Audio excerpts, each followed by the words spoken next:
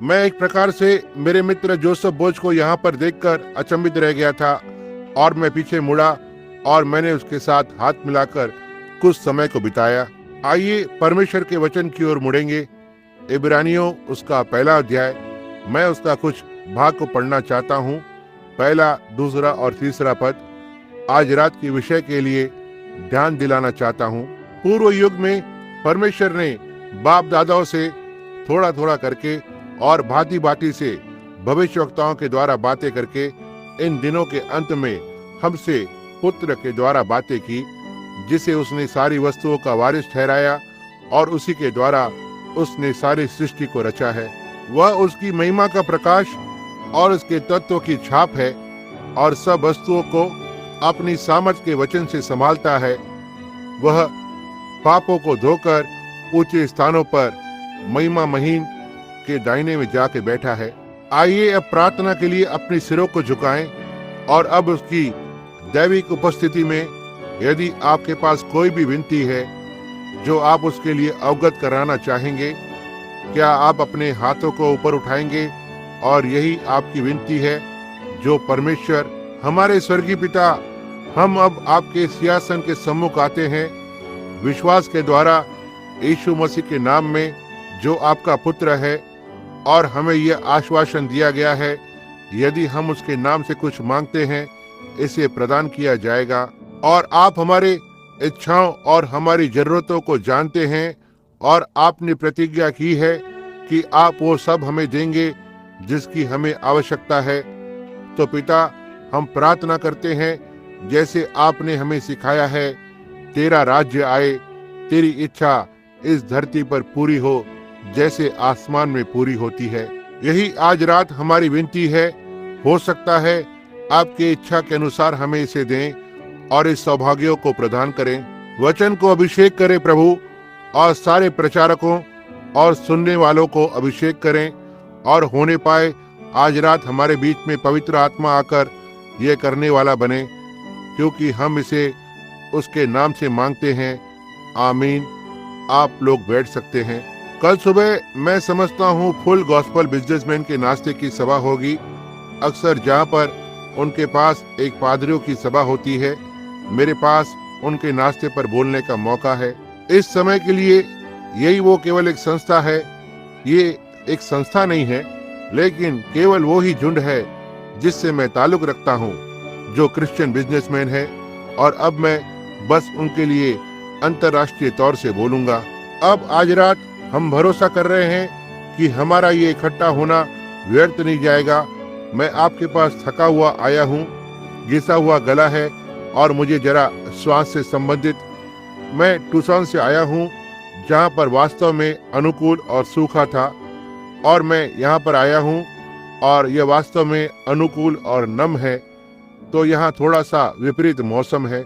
यदि आप सारा का सारा पानी यहाँ पर लाते, यदि आप बस इसे हमारी ओर भेजते हैं, हम इसकी सराहना करते, लेकिन आप निश्चय ही इसे नहीं कर सकते हैं। लेकिन मैं आपको एक बात बताता हूँ, वहाँ पर एक दृष्टांत है। हमारी सारी एरिजोना में जो चीजें हैं, हमारे पेड़ पूरी तरह से कांटों से भरे हुए हैं। हर एक चीज कांटों से भरी हुई है। यह इसलिए है क्योंकि यहाँ पर सूखा है। अब यदि वही झाड़ियाँ यहाँ पर उगती तो इस पर एक बहुत ही बढ़िया पत्ती आती। देखो, यह बिना पानी के है, इसी कारण से ये कांटेदार बन जाते हैं। और जब कलीसिया बिना जीवन के पानी के होती है, यह भी सूखी और कांटेदार बन जाती है, कांटेदार और छेददार इत्यादि। लेकिन यहाँ पर जीवन का जल बहता है, यह पत्तियों को खोल देता है और इसी तरह से कोमल, नरम, मधुर, पवित्र बनाता है, परमेश्वर के निमित्त स्वीकार करने योग्य। तो होने पाए प्रभु परमेश्वर आज रात हमें वो जल को दे जिससे हम कांटेदार न बने, लेकिन हम एक अच्छी पत्तियां बने, जिससे वे थके हुए लोग उसके तले बैठ सकें, उस पेड़ की छाया के तले, और उनके प्राणों के लिए विश्राम को पा सकें। अब मैं आज रात विषय को लेना चाहता हूँ, यदि प्रभु की इच्छा हुई तो, और मैं इस माइक्रोफोन को नजदीक लेता हूँ जितना मैं इसे नजदीक ले सकता हूँ, क्योंकि आवाज बहुत ही कम है। मैं यहाँ इब्रानियों 1:1 से पढ़ना चाहता हूँ। मैं आज रात एक विषय को लेना चाहता हूँ परमेश्वर अपने विशिष्ट गुणों के द्वारा अपनी पहचान को दे रहा है। मैं फिर से दोहराना चाहता हूँ क्योंकि मैं जानता हूँ यहाँ पर आवाज बहुत ही खराब है। परमेश्वर अपने विशिष्ट गुणों के द्वारा अपनी पहचान को देता है। अब लगभग कोई भी चीज उसके विशिष्ट गुणों के द्वारा पहचानी जाती है और मेरे पास कुछ यहाँ पर वचन है जिसे मैं लूंगा और कुछ बातें लिखी हुई हैं जिसका मैं इसके साथ उल्लेख करूंगा। अब जैसे सारी प्रकृति में वे फूल और बहुत बार अपने विशिष्ट गुणों के द्वारा पहचाने गए हैं। यदि वे आपस में नजदीक आते हैं, एक जाति का फूल दूसरे जाति के उस फूल के विशिष्ट गुण उसकी पहचान को देंगे कि वो कौन सा फूल है। और जंगल के जीवन में बहुत सी बार मैं एक शिकारी हूँ और आपको ये जानना होता है कि उस जानवर का विशिष्ट गुण क्या है जिसका आप शिकार कर रहे हैं, या कभी कभी आप निश्चय ही भरमाए जा सकते हैं। उदाहरण के लिए जैसे कि वहाँ ऊपर ब्रिटिश कोलंबिया में वो स्टोन भेड़ होती है। मैं पिछली बारिश में यूकोन के अंदर गया था, उसमें कुछ भाई अभी भी यहाँ पर हैं जो आप मेरे साथ वहाँ पर शिकार पर थे। अब यदि आप फर्क को नहीं जानते, जब आप एक भेड़ या एक हिरन पद चिन्हों को देखते हैं, आप फर्क को नहीं बता सकते हैं। आप एक कम समझ के शिकारी होते हैं क्योंकि दोनों ही एक समान पद चिन्ह बनाते हैं। वे छलांग लगाते हैं जब वे दूर भागते हैं और फिर आप एक को कुछ ही दूरी पर सिर छिपाए हुए खड़ा हुआ देखते हैं, इसलिए आप मुश्किल से ही फर्क को जान पाएंगे। उनका पिछला भाग लगभग एक ही आकार का होता है। यह सफेद होता है, बिल्कुल जैसे कि हिरन होता है। उनका फर्क बताना बहुत ही मुश्किल होता है, लेकिन उनके सींग उनके विशिष्ट गुण की पहचान देते हैं उनके सींगों के द्वारा। भेड़ के गोलाकार सींग होते हैं और हिरन के सींग बाहर की ओर निकले हुए कांटेदार की तरह होते हैं। और एक बात होती है, हिरन भोजन के लिए ज्यादा ऊंचाई पर नहीं जाएंगे। और फिर बकरा भी चलता है और बकरे के और भेड़ के भी एक विशिष्ट गुण होते हैं जिससे आप उनके बीच में फर्क को जान जाएंगे जब आप ऊंचाई पर जाते हैं, क्योंकि वे दोनों पहाड़ की ऊंचाई पर रहते हैं। आपको फर्क को जानना होता है। लेकिन यदि आप ध्यान दें, एक बकरी जब वो चलती है अपने आप में रुक रुक कर चलती है, जहाँ एक भेड़ अपने पैरों को नीचे इस तरह से बैठाता है जब वो चलता है, और उसके चलने पर एक विशिष्ट गुण होते हैं, वह अपने पद चिन्हों को बनाता है। आप अपने शिकार को उनके विशिष्ट गुणों के द्वारा जान जाएंगे कि वे क्या करते हैं, किस तरह से कार्य करते हैं और क्या खाते हैं और इत्यादि। उनके विशिष्ट गुणों के द्वारा अपने आप की पहचान देते हैं। आप एक पर झपट्टा मारें और देखें कि क्या होता है। जिस तरह से वे भागने लगते हैं, आप बता सकते हैं।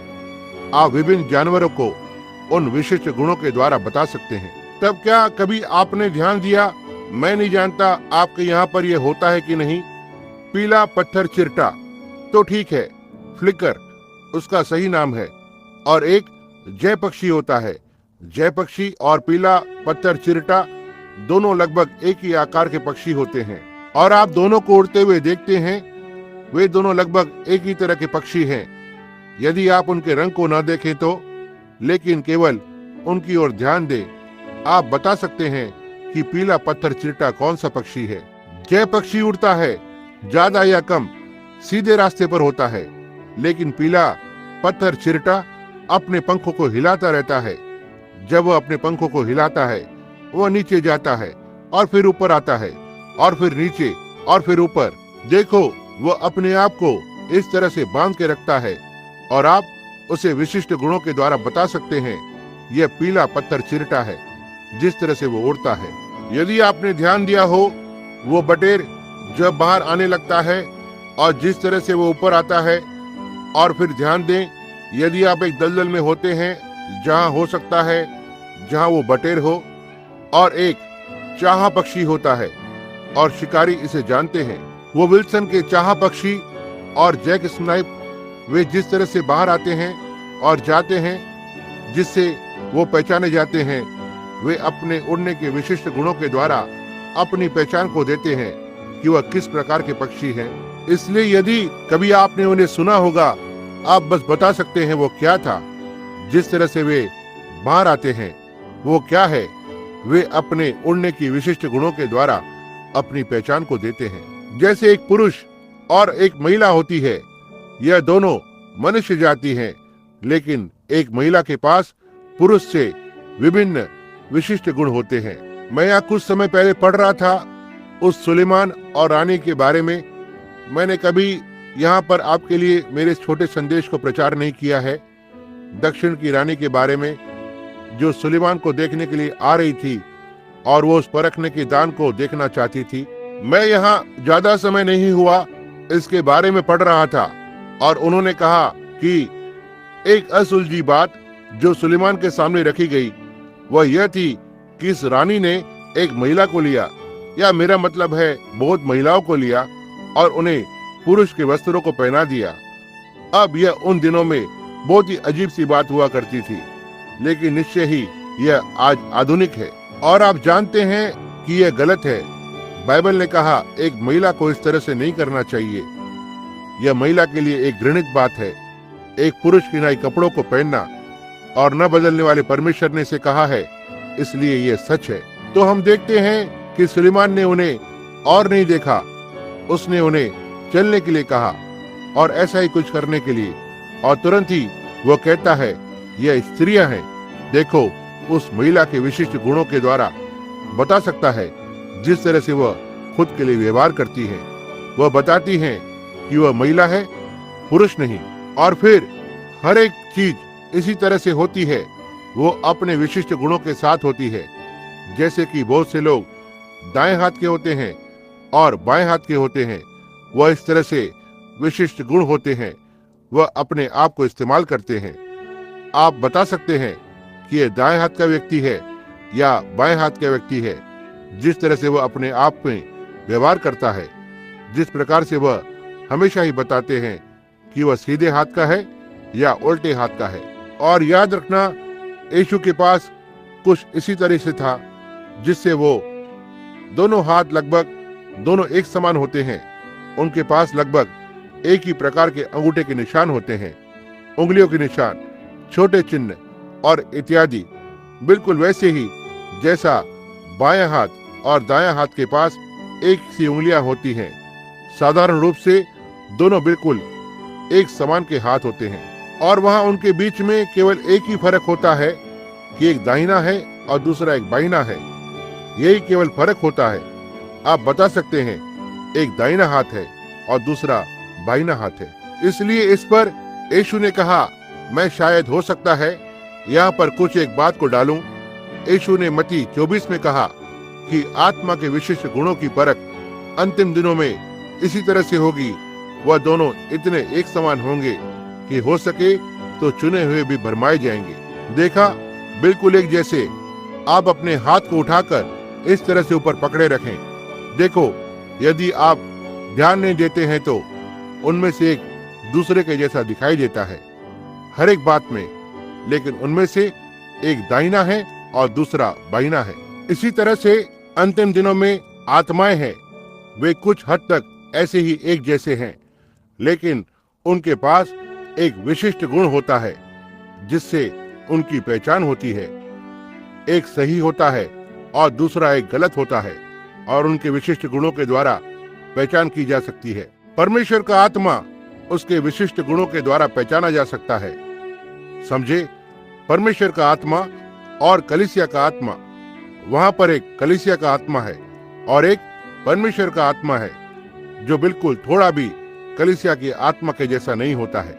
वहां एक संप्रदाय का आत्मा है, वहां एक राष्ट्रीय आत्मा है, वहां एक राष्ट्र की आत्मा है। हर एक राष्ट्र, जब आप उसमें जाते हैं, जब आप उसमें चलकर जाते हैं, वहां पर विभिन्न आत्मा को पाएंगे। मैं फिनलैंड के अंदर गया, वे अच्छे लोग हैं, लेकिन वहां एक फिनिश आत्मा थी। मैं जर्मन के अंदर जाता हूं, वहां पर एक जर्मन आत्मा है। यहाँ ज्यादा समय नहीं हुआ, मैं अपनी पत्नी के साथ जा रहा था, जब हम उस वक्त भी इंडियाना में रहते थे। हम कुछ वर्ष पहले उस छोटे से सुपरमार्केट पर थे। मैं जब घर पर आया, हमें कुछ भोजन की वस्तु लेने के लिए जाना था और मैं अपने रास्ते पर जा रहा था। हम यह ग्रीष्मकाल का समय था। आप हो सकता है इसे विश्वास न करें, लेकिन हमने एक महिला को देखा जो एक तरह के कपड़ों को पहने हुए थी और वह बहुत अजीब सी लगी, जिससे मैं हैरान रह गया। मैंने कहा, वहां पर देखो, वो बहुत ही अजीब सी लग रही है। जिस तरह से उसने कपड़ों को पहना हुआ है, बाकी लोग जो कपड़े पहनते हैं उससे अलग, जिससे वो महिला की तरह नहीं दिखाई दे रही है। और उस महिला ने कहा, मैंने कहा, तो ये अमेरिका के जैसा आत्मा है। देखो, ये अमेरिका का आत्मा है। अब अमेरिका का आत्मा, इसे एक मसीह राष्ट्र होना चाहिए था, लेकिन इस राष्ट्र का आत्मा मसीह ही नहीं है। इसे एक मसीह राष्ट्र कहकर बुलाया जा सकता है, लेकिन यह उसके विशिष्ट गुणों से मीलों मील दूर है। इसलिए इस महिला ने कहा, मैंने कहा, महिला ने कहा, तो ठीक है, क्या हम अमेरिका के नहीं हैं? कहा, मैंने कहा, नहीं, हम यहाँ पर रहते हैं। यह हमारा देश है, हम इसमें रहते हैं, हम इसे प्रेम करते हैं। यह संसार में सबसे उत्तम राष्ट्र है, लेकिन फिर भी हम अमेरिका के नहीं हैं। मैंने कहा, हम ऊपर से जन्मे हैं, पवित्र आत्मा नीचे उतर कर आया और हम एक राज्य से ताल्लुक रखते हैं जो इस संसार का नहीं है। मैंने कहा, इसी कारण से हमारी बहनें इस तरह के कपड़े पहनती हैं, लंबे बाल रखती हैं, चेहरे पर लीपा पोती नहीं करती। देखो, उनके विशिष्ट गुण प्रभु के निमित्त पवित्रता की पहचान देते हैं जो ऊपर से है। इसलिए हम एक राज्य के लिए देख रहे हैं, हम एक राजा के लिए देख रहे हैं जो आकर उसके लोगों को उसके राज्य के लिए ले लेगा। और वे उनके गुणों के द्वारा पहचाने गए हैं कि उनकी जायदाद इस धरती की या इस राष्ट्र की नहीं है, यह ऊपर महिमा में है। इसलिए वे एक नगर को देखते हैं जिसका बनाने वाला और रचने वाला परमेश्वर है। वह ठीक तरह से पहचाने जाते हैं। काश मेरे पास किसी रात प्रचार करने के लिए पर्याप्त आवाज होती थी, लेकिन मैं उससे निकल आया हूँ। अब उसके विशिष्ट गुणों के द्वारा पहचाना जाना, हम यहाँ पर इजराइल के समय एक अच्छे उदाहरण को देखते हैं जो प्रतिज्ञा देश के अंदर आया और परमेश्वर ने उन्हें उसकी प्रतिज्ञा के अनुसार बुलाया था। उसने इब्राहिम को बताया कि वो क्या करेगा। उसका बीज इस अजनबी राष्ट्र में 400 वर्ष तक रहेगा और फिर वो उसे बड़े सामर्थी हाथों के जरिए से छुटकारा देगा और फिर उन्हें एक देश में जाना है जिसकी प्रतिज्ञा की गई थी, जहां दूध और मधु की नदियां बहती हैं। और फिर जब प्रतिज्ञा का समय नजदीक आया, वहां एक फिरौन आता है जिसने यूसुफ की मान सेवकाई को नहीं पहचाना जो उनके बीच में थी, और इसे परमेश्वर ने एक नबी को खड़ा किया जिसका नाम मूसा था, और वह मनुष्य मिस्त्रियों के सारे ज्ञान से निपुण था। इसमें कोई संदेह नहीं कि वह एक महान, चतुर, बुद्धिमान मनुष्य था, क्योंकि वह मिस्त्रियों के ज्ञान को सिखा सकता था। वह एक पूरी तरह से छुड़ाने के लिए एक सही व्यक्ति के जैसा दिखाई दिया। लेकिन आप देखना, जिसे हम छुटकारा कहते हैं और जिसे परमेश्वर छुटकारा कहता है, इसमें फर्क है। अब इस मनुष्य को देखना जो सारे उसके नीति शास्त्रों के साथ था। वह जानता था उसने इजराइल को छुड़ाने के लिए जन्म लिया है, फिर भी वो उसकी सारी शिक्षा के साथ, जिसके बारे में वो सब जानता था, और ये जानते हुए कि वह परमेश्वर से एक काम करने के लिए बुलाया हुआ है, उसके पास वो सब, उसके पास उसकी बैचलर ऑफ आर्ट की और उसकी पीएचडी और एलएलबी और इत्यादि की डिग्री थी, और वह इजराइल को छुड़ाने के लिए निकल पड़ा और वह पूरी तरह से हार गया था। अब ध्यान देना, यह ऐसा दिखा उसके पांव मिस्र के सिंहासन पर होंगे फिरौन बनने के लिए, जिससे वो इजराइल की संतान को छुड़ा सकेगा। उसके फिरौन बनने के बाद जब वो जाता है, क्योंकि वह सिंहासन के लिए उसके बाद कतार में था। लेकिन आप देखें, ऐसा इस तरह से करने पर परमेश्वर के विशिष्ट गुणों की पहचान नहीं होगी उसके लोगों को छुड़ाने में। उसने कहा वह उन्हें छुड़ाएगा, वह उन्हें एक सामर्थी हाथों के द्वारा छुड़ाएगा, ना ही मूसा की सामर्थी सेना के द्वारा, लेकिन परमेश्वर के सामर्थी हाथों के द्वारा। हम देखते हैं कि यह नबी दूर भाग गया और 40 वर्षों तक जंगल में था। फिरौन ने शिक्षा को उसके अंदर डालने के लिए 40 वर्ष ले लिए और परमेश्वर ने उसके अंदर से निकालने के लिए 40 वर्ष ले लिए। तो हम पाते हैं एक दिन वो पीछे उस रेगिस्तान में था। उसने प्रभु परमेश्वर से जलती हुई झाड़ियों में मुलाकात की, जो एक झाड़ी में अग्नि के स्तंभ के रूप में रखा हुआ था, और उसे जूते उतारने के लिए कहा गया कि जिस भूमि पर वो खड़ा था वो पवित्र थी। अब इस भले सभ्य पढ़े लिखे मनुष्य को देखना, जो वो अब तक रहा था, अब परमेश्वर से मुलाकात करने के बाद उसके बदलते हुए विशिष्ट गुणों को देखना। उसने लगभग वो कर दिया था। कभी कभी परमेश्वर इन बातों को एक ऐसे साधारण तरीके से करता है और एक ऐसे मूर्खतापूर्ण तरीके से जो संसार के लिए सोचने का तरीका है। एक मनुष्य को ध्यान देना जो पूरी तरह से हारा हुआ है सारी मिस्र की सेना से और हर एक चीज जो उसके आसपास है, ताकि वो परमेश्वर की इच्छा को पूरा करे और अपनी सारी पढ़ाई लिखाई के साथ है, लगभग 40 वर्ष की उम्र में उसकी श्रेष्ठता में है। यहाँ पर यह 80 वर्ष का बूढ़ा है जो अगली सुबह को अपनी पत्नी के साथ खच्चर के पीठ पर उसे लादकर और उसके बालक को उसके गोद में बैठाकर और हाथ में छड़ी को लेकर मिस्र की ओर बढ़ रहा है, उसे कब्जा करने के लिए। आप उस हास्यास्पद दृष्टि के बारे में बात करें, लेकिन यह परमेश्वर के विशिष्ट गुणों को प्रदर्शित कर रहा था, क्योंकि उसके पास एक मनुष्य था जो उसके वचन पर विश्वास करता है। ऐसा ही है, ये बात ऐसी थी। क्या आप कल्पना कर सकते हैं, एक मनुष्य आक्रमण करने के लिए मिस्र की ओर जा रहा है, जहां पर एक सेना हार गई थी, लेकिन यह क्या था? उसके विशिष्ट गुण और उसकी तकनीकें बदल चुकी थी। वह प्रभु के नाम से जा रहा था। मैं जो हूँ सो हूँ। बात ऐसी थी कि उसने उस पर कब्जा कर लिया। उसने कर लिया क्योंकि वह प्रभु की सामर्थ्य में जा रहा था। उसके मार्ग पर वो था। इजराइल की उस प्रतिज्ञा देश की ओर अगुवाई करते हुए वह अपने संस्थागत भाई मोआब के संपर्क में आया। अब मोआब किसी भी तरह से मूर्ति पूजक नहीं था। जो लूत के बेटियों की संतान थी, उनमें से एक संतान के वंश से मोआब था। अब वहां पर मैं इन दो राष्ट्रों को ध्यान दिलाना चाहता हूँ। तुलना करते हुए यहाँ पर मिस्र था, एक छोटा, लगभग बिखरा हुआ।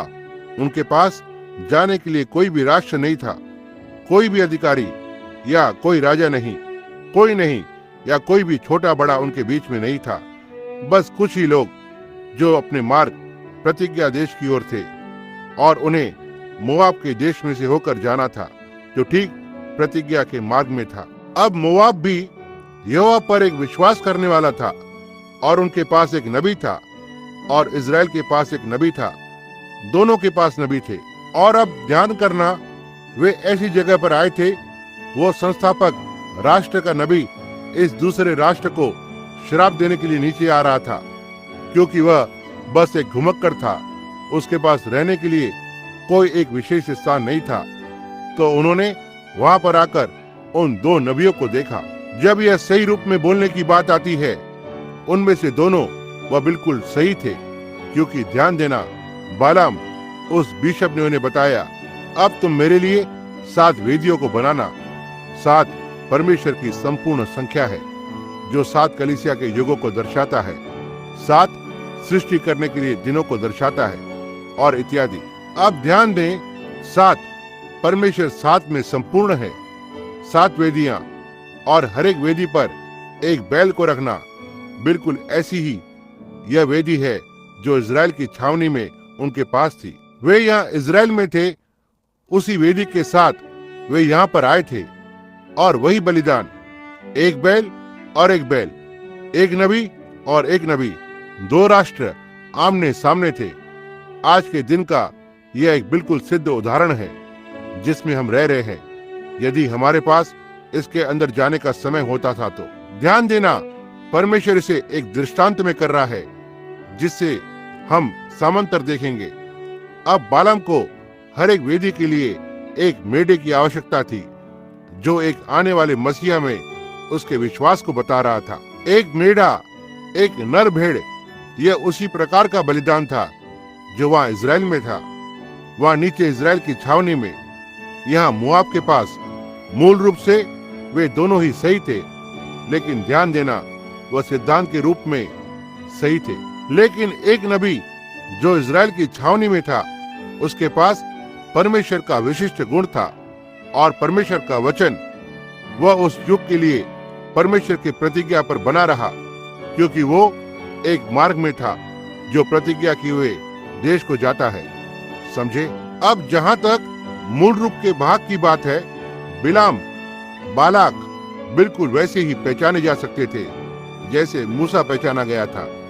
लेकिन आप देखना, मूसा परमेश्वर का सही नबी हुआ था, ना ही केवल मूल रूप के भाग में, लेकिन उसके पास परमेश्वर की पहचान थी। देखो, वो अपने कार्य पथ पर था, बिल्कुल वैसे ही जो परमेश्वर ने उस युग के लिए प्रतिज्ञा की थी, ना ही नूह के युग के लिए, लेकिन तब के युग के लिए। मैं तुम्हें एक देश में लेकर जाऊंगा जहां दूध और मधु की नदियां बहती है। वह उनके रास्ते पर थे और इज़राइल उनके नबी मूसा के साथ पहचाना गया था, जो उस युग के संदेश के साथ था।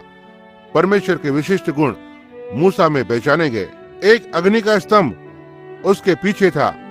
उसके पास क्रिया में प्रायश्चित्ता भी थी, एक ना ही इसके लिए बोलते हुए, लेकिन यह क्रिया में थी, ना ही कि क्या होगा जो ठीक अभी है। ध्यान दें, उसके पास एक पीतल का सर्प था जिसे बीमार और पीड़ित लोगों के लिए ऊपर लटकाया गया था, इसलिए मूसा दैविक चंगाई का अभ्यास कर रहा था। उसके पास प्रायश्चित्ता थी। वह पीतल का सर्प दर्शा रहा था कि परमेश्वर छावनी में था और लोग उस पीतल की सर्प की ओर देख रहे थे और उन्होंने चंगाई को पाया। उसके पास एक घात की हुई चट्टान भी थी जो उसके पीछे आ रही थी और जो परमेश्वर की पहचान को दे रही थी, जिससे उनके बीच में जीवन का जल बना रहे, आनंद और उद्धार, जिससे कि वे नाश न हो, लेकिन उनके पास सनातन का जीवन था। यह एक नमूना है। यह जंगल में घात की हुई चट्टान मसीह का नमूना थी जो घात हुई थी। फिर वे प्रतिज्ञा के मार्ग पर यात्रा कर रहे थे, जो एक और पहचान थी, परमेश्वर के विशिष्ट गुण को दिखाने के लिए। कोई फर्क नहीं पड़ता ये दूसरा एक कितना मूल रूप से परमेश्वर के वचन के साथ है। उसके पास वचन का दृढ़ पालन था और साथ ही पहचान थी, और उनके बीच में परमेश्वर के विशिष्ट गुण थे। परमेश्वर ने खुद की पहचान दी थी। दो नबी, वे दोनों ही नबी थे और उनमें से दोनों ही मूल रूप से सही थे, लेकिन परमेश्वर मूसा में उसके विशिष्ट गुणों की पहचान दी, क्योंकि उसके पास परमेश्वर के विशिष्ट गुण उसके साथ थे। अब फिर से परमेश्वर के विशिष्ट गुण हमेशा ही अलौकिक होते हैं, क्योंकि वह अलौकिक है। परमेश्वर अलौकिक है। यह हमेशा ही उस दिन की आधुनिक विचारधारा की सोच के लिए असामान्य होता है। आप ये जानते हैं, परमेश्वर ने हमेशा ही लोगों की योजनाओं को गड़बड़ी में डाला है, हर एक युग में धार्मिक झुंड के लिए जो कभी होकर गया है।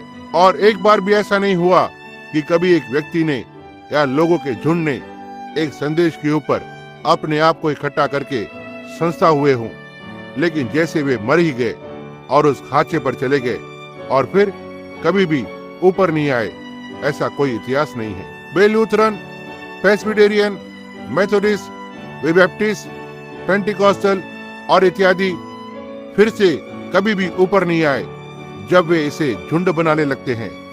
परमेश्वर व्यक्तिगत के साथ व्यवहार करता है। ध्यान दें, वह बहुत ही असाधारण है जिस तरह से सोचते हैं। देखो, हमें एक विचारधारा से नीचे आना है और हमें इस तरह से विश्वास करना होगा, और तब परमेश्वर उसके वचन के साथ उसके पास आता है जिसकी उन्हें प्रतिज्ञा की है, और इस वचन पर खुद की पहचान को देता है। यह झुंड इसके लिए नहीं जा सकता है क्योंकि ये इसमें विश्वास नहीं करते हैं। देखो, ये इसमें से खुद को अलग कर देते हैं। जैसे यूसुफ, वह दाऊद का पुत्र था और एक भला मनुष्य था। यूसुफ जो मरियम का पति था, वह एक भला मनुष्य था और कोई संदेह नहीं था। वो बाइबल को पढ़ता था, उन पत्रियों को निरंतर पढ़ता था, क्योंकि वह एक मसीहा के आने के लिए देख रहा था और वो जानता होगा कि वचन ने क्या कहा है कि क्या बात जगह लेगी। यशायाह ने कहा, एक कुंवारी गर्भवती होगी। तो ठीक है, अब इस जवान लड़की से वो विवाह करने जा रहा था जो मरियम थी, शायद हो सकता है उसकी 18 वर्ष की उम्र रही होगी और वह शायद थोड़ा उससे बड़ा होगा। और फिर जब उन्होंने सगाई को कर लिया ताकि विवाह करें, उन्हें दिखाया कि वह माँ बनने वाली है। अब यूसुफ के लिए इस प्रकार की बात पर सहमत होना यह बहुत ही कठिन था। कोई संदेह नहीं, लेकिन जो मरियम ने उसे बताया था, जो जिब्राइल से मुलाकात हुई थी, लेकिन हम देखते हैं जिस तरह से उसका गुण उसकी अगुवाई कर रहा था, उसने इसका संदेह किया। अब उसने पाया वह मां बनने जा रही है, इससे पहले उसका विवाह हो। और बाइबल में इसकी सजा मृत्यु है, पत्थर मारने के द्वारा। एक अनब्याही स्त्री जो मां बनने जा रही है, उसे पत्थरवाह किया जाना होता था। इज़राइल में कोई व्यभिचार नहीं था, इसे बाहर रखा गया था। इसलिए हम व्यवस्था विवरण में पाते हैं, यह हमें ऐसा बताता है। अब हम देखते हैं ऐसा दिखाई दिया कि मरियम ढाल की तरह केवल यूसुफ को इस्तेमाल करने की कोशिश कर रही थी उस कार्य के लिए जो उसने किया था, क्योंकि यदि वह विवाह से पहले ही पाई जाती है कि वह मां बनने वाली है, तब निश्चय ही उस पर पत्थरवाह किया जाएगा। तब उसके पास अब कोई तो होना है जो उसके लिए एक ढाल की तरह बनकर खड़ा हो सके। और यह अत्याधिक सा दिखा जैसे यह था वो जो करने की कोशिश कर रही थी। लेकिन यूसुफ उसकी बड़ी आकर्षित आंखों की ओर देख रहा था और उसने कहा होगा, यूसुफ, जिब्राइल ने मुझसे कहा है कि पवित्र आत्मा तुझ पर छाया किया होगा और यह बात जिससे तू गर्भवती होगी, यह पवित्र आत्मा की ओर से है। यह परमेश्वर है, यही है वो जिसे परमेश्वर का पुत्र बुलाया जाएगा। और यूसुफ वो इसे विश्वास करना चाहता था, लेकिन यह असामान्य सी बात थी जो इससे पहले कभी नहीं हुई थी और बिल्कुल इसी तरह से आज भी है। यदि मेरे पास किसी भी असामान्य बात को लोगों को दिखाने का कुछ तरीका हो सकता था, यदि यह वचन के द्वारा पहचाना गया है, तब इसके विशिष्ट गुण साबित करते हैं। यह क्या है? यह परमेश्वर क्रिया में है। यूसुफ इसे जानना चाहिए था, उसे जानना चाहिए था एक कुंवारी गर्भवती होगी, लेकिन वो इसके प्रति ईमानदार बना रहा। उसने अपने आप को उससे दूर नहीं रखना चाहा मन में, लेकिन वह इसे करने के लिए सोच रहा था। और तब प्रभु का दूत उसे एक स्वप्न में दिखाई दिया। क्या आपने कभी सोचा है वह उसे एक स्वप्न में क्यों दिखाई दिया? उन दिनों में कोई भी नबी नहीं थे। वो स्वप्न बहुत ही साधारण सा था, इसकी अनुवाद करने की कोई भी आवश्यकता नहीं थी। कहा, यूसुफ, दाऊद के पुत्र, मरियम को अपनी पत्नी करने से डरो मत, क्योंकि जो वह गर्भवती हुई है वह पवित्र आत्मा की ओर से है। देखो, इससे यह बात समाप्त हो गई। देखो, वह उसके बाद ही उसके सपने में आया, लेकिन देखना, वहां पर कोई भी नबी नहीं था जो वचन की पहचान दे, जैसे कि ये वो कुंवारी है जो गर्भवती होगी। देखा, तो इसलिए वह उसे सपने में दिखाई दिया, क्योंकि वह ईमानदार था और बस एक भला मनुष्य था। और मैं विश्वास करता हूँ परमेश्वर किसी भी भले व्यक्ति के पास किसी तरह से आएगा और कार्य करने के द्वारा उस युग के लिए उस भले मनुष्य की पहचान देगा, यदि वो मनुष्य उस युग के लिए परमेश्वर का बुलाया हुआ है। अब लेकिन यह बहुत ही असामान्य बात थी, वे इसे समझ ही नहीं सकते थे, लेकिन हमेशा ही प्रकट होना उस युग के लिए प्रतिज्ञा वचन के अनुसार होता है। यह सब जो असामान्य बातें हैं। अब वहां पर कुछ लोग हैं जो शायद यहाँ वहां जाकर और कहते हैं, तो ठीक है, यह असामान्य है, यही परमेश्वर है, यह असामान्य है, लेकिन आप देखना, इसे वचन के द्वारा पहचाना जाना होगा और वचन परमेश्वर है, समझे? और फिर इसे पहचान देने के विशिष्ट गुण पहचान को देते हैं कि यह कौन है, क्योंकि परमेश्वर ने कहा यह घटित होगा और ऐसा घटित होता है, समझे? और इसके विशिष्ट गुण परमेश्वर का वचन है, जो विशिष्ट गुणों के द्वारा पहचाने गए हैं कि क्या हो रहा है। उसने कहा, अंतिम दिनों में वह पवित्र आत्मा को ढेलेगा। उसने इसे किया। इसके विशिष्ट गुण ने पहचान दी कि यह परमेश्वर था। उसके वचन ने प्रतिज्ञा की थी, देखो, वह अपने आप में हमेशा ही पहचान देते हैं। अब हमेशा ही हर समय वचन सुधार करता है। जब वचन ने कहा कि ये गलत है, क्या कभी आपने ध्यान दिया? यह नूह के दिनों में था, जिसने वैज्ञानिक युग को सुधार किया था। वो परमेश्वर पानी को आकाश से नीचे लाने जा रहा था। ये मूसा था, देखो, जिसने सुधार किया था जब वे सब मिस्र में बस गए थे और इत्यादि। लेकिन परमेश्वर के वचन को आना ही था ताकि पहचाना जाए, और वचन की सच्चाई गलतियों को सुधार करती है। मैं आपसे कुछ पूछता हूँ, हो सके तो हम यहाँ थोड़ा गहराई में जाएंगे। मैं शिक्षा या सिद्धांत के लिए प्रचार नहीं करना चाहता हूँ, लेकिन मुझे आपसे बस एक बात को पूछने दो। यीशु वो वचन था, हम यह जानते हैं। बाइबल बताता है कि वो था।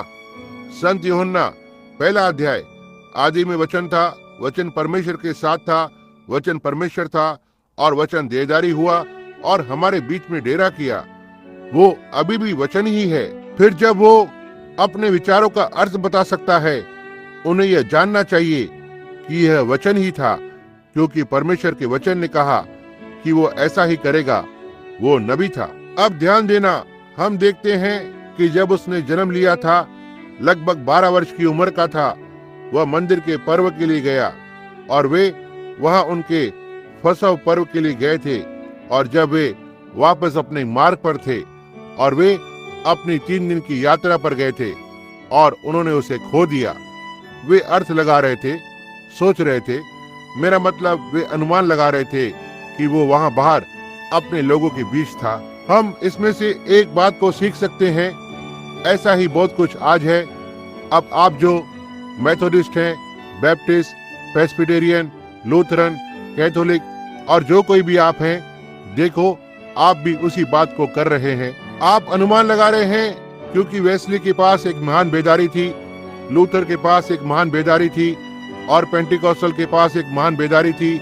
आप इसका अनुमान लगा रहे हैं कि वो लोगों के बीच में है, जबकि कभी कभी वो वहां पर नहीं होता है। वे उसे ढूंढने के लिए वहां पर चले गए। उन्होंने उसे कहां पर पाया? जहां पर उन्होंने उसे छोड़ा था, उस यरूशलेम पर। और जब उन्होंने उसे पाया, वो क्या कर रहा था? एक छोटा 12 वर्ष की उम्र का लड़का, शायद वो कभी भी स्कूल नहीं गया हो। जो उसकी माँ ने उसे सिखाया था, उससे अधिक वो नहीं जानता हो।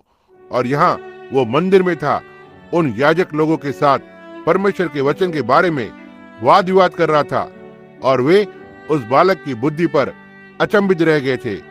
क्यों? क्योंकि वो वचन था। अब देखना, अब ध्यान देना, और अब मैं आपको, जो कैथोलिक लोग हैं, उनका अनादर नहीं कर रहा हूँ, जो मरियम को परमेश्वर की माता कहकर बुलाते हैं, लेकिन मैं बस आपको यहाँ पर एक छोटी सी गलती को दिखाना चाहूंगा।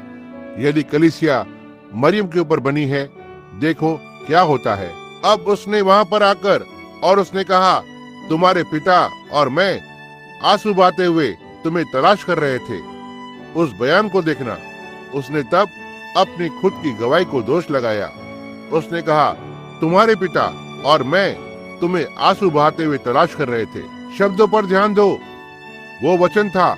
उसने कहा, क्या तुम नहीं जानते कि मुझे अपने पिता के कार्य में होना है? वचन को देखना, जो गलती को सुधार करता है। ठीक वहां उन याजकों के सामने उसने अपनी गवाही को उजाड़ दिया था। कहा था कि वह पवित्र आत्मा के द्वारा गर्भवती हुई है, और यहाँ पर वो कहती है कि उसका पिता यूसुफ है। देखो, यहाँ शब्दों को आप तुरंत पकड़ सकते हैं। वो वचन था। अब आप जानते हैं कि एक 12 वर्ष का लड़का ऐसा नहीं करेगा। वो वचन था, वह उस युग का कहा हुआ वचन था। इसलिए परमेश्वर का पहचाना गया विशिष्ट गुण जो मसीह में था, उसने गलतियों का सुधार किया। उसने कहा, उन्होंने कहा, क्यों? हम मूसा के चेले हैं। देखा, उसने कहा, यदि तुम मूसा के चेले होते थे तो तुम मुझे जानते। उसने मेरे लिए लिखा था। मूसा ने कहा था, प्रभु तुम्हारा परमेश्वर मेरे जैसे एक नबी को खड़ा करेगा। तुम मुझे जान जाओगे यदि तुम मूसा को जानते थे। और देखो, वचन हमेशा ही उस दिन की गलती को सुधार करता है, लेकिन लोग इसे विश्वास करना पसंद नहीं करते हैं। वह बस उसी बात पर अटके रहते हैं, बिल्कुल उसी तरह से।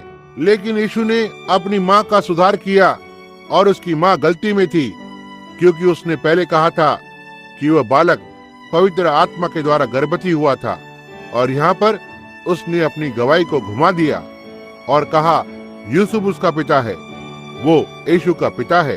अब यदि वो यूसुफ का पुत्र होता था, यदि वो अपने पिता के कार्य को करता था, वो वहां पर सुतार की दुकान पर होता था, लेकिन वो वहां उस मंदिर में अपने पिता के कार्य पर था, उन संस्थाओं को लताड़ रहा था। देखा, वो अपने पिता के कार्य पर था। केवल 12 वर्ष का लड़का। कहा, क्या तुम नहीं जानते मुझे अपने पिता के कार्य पर होना ही है? क्या आपने ध्यान दिया जब यीशु की शैतान के द्वारा परीक्षा हुई थी, उसके विशिष्ट गुण वहां पर थे। जब वो उसकी परीक्षा में था, उसे परमेश्वर होने की पहचान दी गई, क्योंकि वो वचन के साथ बना हुआ था। देखा, शैतान ने यीशु से कहा, ऐसा लिखा है। यीशु ने कहा, ऐसा भी लिखा है। वो ठीक वचन के साथ बना रहा था। परमेश्वर विभिन्न समय में, हम यहाँ पर पढ़ते हैं, परमेश्वर विभिन्न समय में, पुराने समय में भांति भांति तरह से, बहुत प्रकार से उसके नबियों को दर्शन के द्वारा खुद की पहचान दी। जो एक नबी के विशिष्ट गुण थे, जो उसने पहले से होने वाली बातों को बताया और यह घटित हुए थे। अब यह उस नबी के विशिष्ट गुण थे, जो उसकी पहचान थे कि वो परमेश्वर उसके साथ था। तब यह उस दिन के वचन को अनुवाद का अधिकार देते हैं, क्योंकि परमेश्वर का वचन नबियों के पास आता है। उस नबी का विशिष्ट गुण यह है कि होने वाली बातों को पहले से बताते हैं। बाइबल ने कहा, यदि वहां पर एक ऐसा कोई है और जब वो कहता है यह बात होने वाली है, फिर आप उसकी सुनते हैं, यदि यह घटित नहीं होती है, उस पर विश्वास मत करो, उससे मत डरो, लेकिन मेरा वचन उसमें नहीं है। लेकिन यदि यह पूरा होता है, तब मेरा वचन उसमें है। यही उसकी पहचान है। यही एक नबी के विशिष्ट गुण है। अब परमेश्वर विभिन्न समय में यही है। इसी तरह से उसने उसके विशिष्ट गुण को दिखाया। उसकी खुद की पहचान जो मनुष्य के लिए है, एक मनुष्य के जरिए से बोलते हुए, जिसे एक नबी कहकर बुलाया गया था। अब बाइबल ने कहा, परमेश्वर विभिन्न समय में भांति भांति तरह से नबियों में से होते हुए उन पिताओं से बातें की थी। हम यह भी पढ़ते हैं दूसरा पतरस में कि सारा परमेश्वर का वचन उनके द्वारा लिखा गया था। पहले के मनुष्य पवित्र आत्मा के द्वारा चले और पवित्र शास्त्र को लिखा। वे नबी थे, वचन उनके पास आया और उन्होंने इसे लिखा। इसे वहां पर प्रेरणा के नीचे लिखा।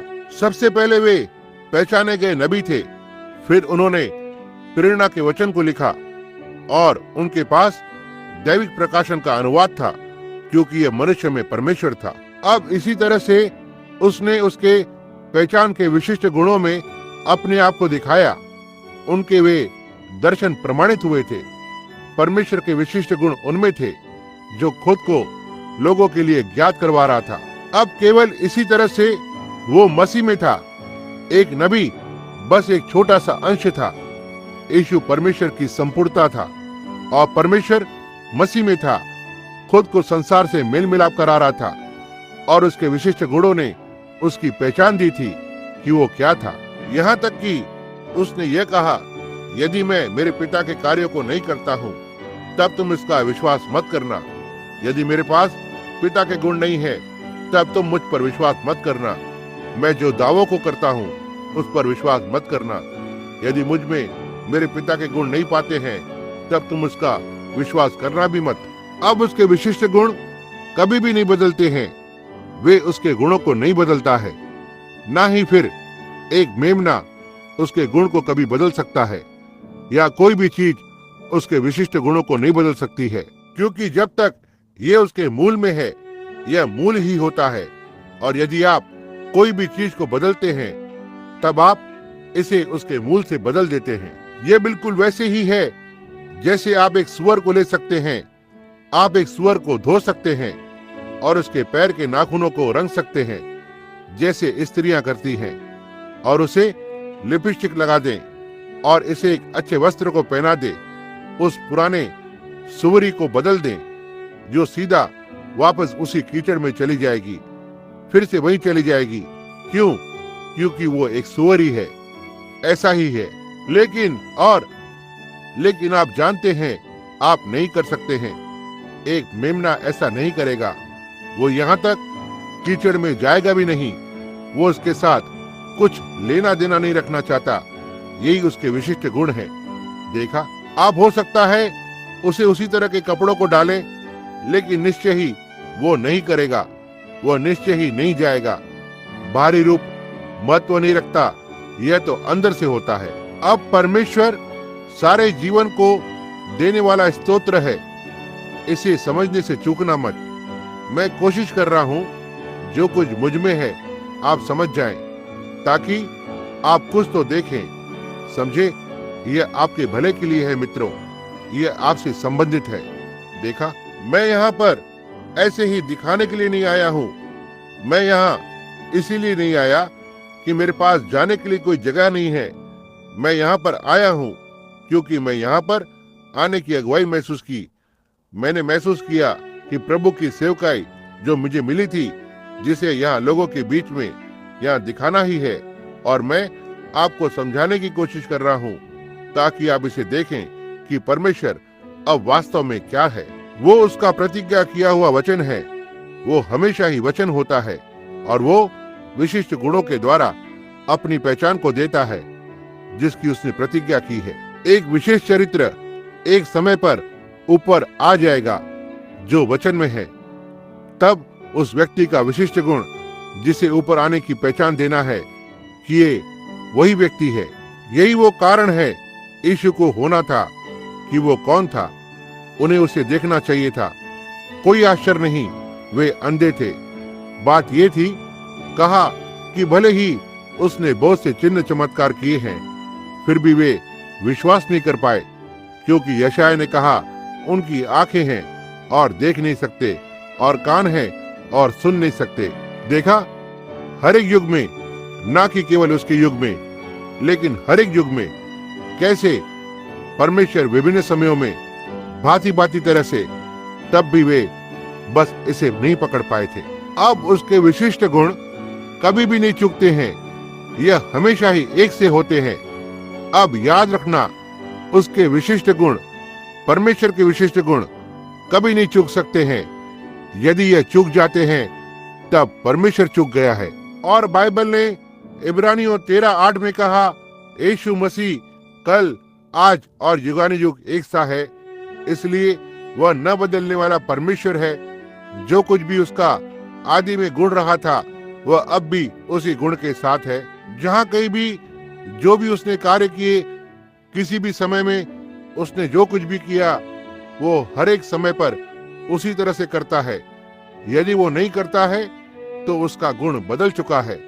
देखो, और उसका विशिष्ट गुण कुछ तो प्रदर्शित करेगा जो परमेश्वर का नहीं था।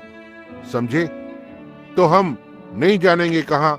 जैसे पौलुस ने कहा, यदि एक तुरही सांप आवाज को न दे, कौन अपने आप को युद्ध के लिए तैयार करेगा? यदि तुरही एक सांप आवाज को नहीं देती है, अब यदि तुरही आवाज को देती है, पीछे हटो, तब हमें उसी बात को करना है। अब तुरही आवाज को देती है, आगे बढ़ो, हमें उसी बात को करना चाहिए। हमें आगे बढ़ना है। लेकिन तुरही क्या है? ये परमेश्वर का वचन है। यह परमेश्वर की पहचान देता है। चाहे ये कहती है, ऊपर जाओ, बैठ जाओ, वापस जाओ, हथियार को लो, ये जो कुछ भी हो, ये परमेश्वर की तुरही की आवाज है। और एक अस्पष्ट आवाज जब बाइबल कहती है एक फलाना बात जिसे घटित होना है, कोई तो कहता है, ओह, यह तो किसी और दिन के लिए था, तब वहां पर एक अस्पष्ट आवाज होती है। तब आप नहीं समझ पाते कि क्या करना है। यीशु ने कहा, मेरे पास मेरे जीवन को लेने की सामर्थ है और इसे फिर से जिलाने की सामर्थ है। वहां पर कोई भी अस्पष्ट आवाज नहीं है। स्त्री ने कहा, हम जानते हैं कि मसीहा आएगा, और जब वो आएगा वह हमें उन बातों को बताएगा जैसे उसने किया। उसने कहा, मैं वो हूँ, उसमें कोई अस्पष्ट आवाज नहीं है, मैं वो हूँ। आमीन। उन्होंने कहा, हमारे बाप दादाओं ने जंगल में मन्ना खाया। उसने कहा, उसमें से हर एक जन मर गया। उसने कहा, लेकिन मैं जीवन की रोटी हूँ जो स्वर्ग से परमेश्वर से उतरी है। कोई अस्पष्ट आवाज नहीं है, मैं जीवन का पेड़ हूँ जो अदन के बगीचे से है। नहीं, इसके बारे में कोई अस्पष्ट आवाज नहीं है, निश्चय ही नहीं। वो हर एक चीज में स्पष्ट था जो उसने किया। बाइबल एक अस्पष्ट आवाज को नहीं देती है, यह उसकी आवाज में परमेश्वर के विशिष्ट गुणों की पहचान देती है। यीशु ने संत यूहन्ना 10:38 में कहा, यदि मैं अपने पिता के कामों को नहीं करता हूँ जो और मेरे पास मेरे पिता के गुण नहीं हैं, तब तुम मुझ पर विश्वास नहीं करना। वे एक हैं, वे उसके गुणों की मुझ में पहचान देते हैं जो उसके विशिष्ट गुण हैं। क्योंकि पिता वचन है, आदि में वचन था, वचन परमेश्वर के साथ था और वचन परमेश्वर था, और उस युग के लिए प्रतिज्ञा के द्वारा परमेश्वर के विशिष्ट गुणों को प्रदर्शित किया। अब यदि वो मूसा के समय में रहा होता, ये तब काम नहीं करता, और यदि मूसा उसके समय में रहता तो ये तब काम नहीं करता। यदि वह नूह के समय में रहता तो ये तब काम नहीं करता, और यदि नूह उसके समय में रहता था तो नूह उस दिन के लिए उन बातों की भविष्यवाणी को कर रहा था, और उसके विशिष्ट गुण और जो उसने किया वो परमेश्वर के वचन के साथ पहचाना गया, और मूसा ने उसी बात को किया था। और यहाँ यीशु आता है, और उस युग की प्रतिज्ञा किया हुआ वचन परमेश्वर के विशिष्ट गुण के द्वारा यीशु मसीह में पहचाना गया, जो कि परमेश्वर है। आमीन। और अंतिम दिनों में पवित्र आत्मा का उंडेला जाना उन साधारण लोगों के ऊपर जो लोगों के साथ परमेश्वर के विशिष्ट गुणों की पहचान दे चुका है। उसने इसकी प्रतिज्ञा की है, यह वचन है। उसने कहा वो इसे करेगा, कोई भी इसे वापस नहीं ले सकता है। उसने कहा वो इसे करेगा। इसलिए ये सारी बातें जिसकी उसने प्रतिज्ञा की है, यही है जो वो करता है।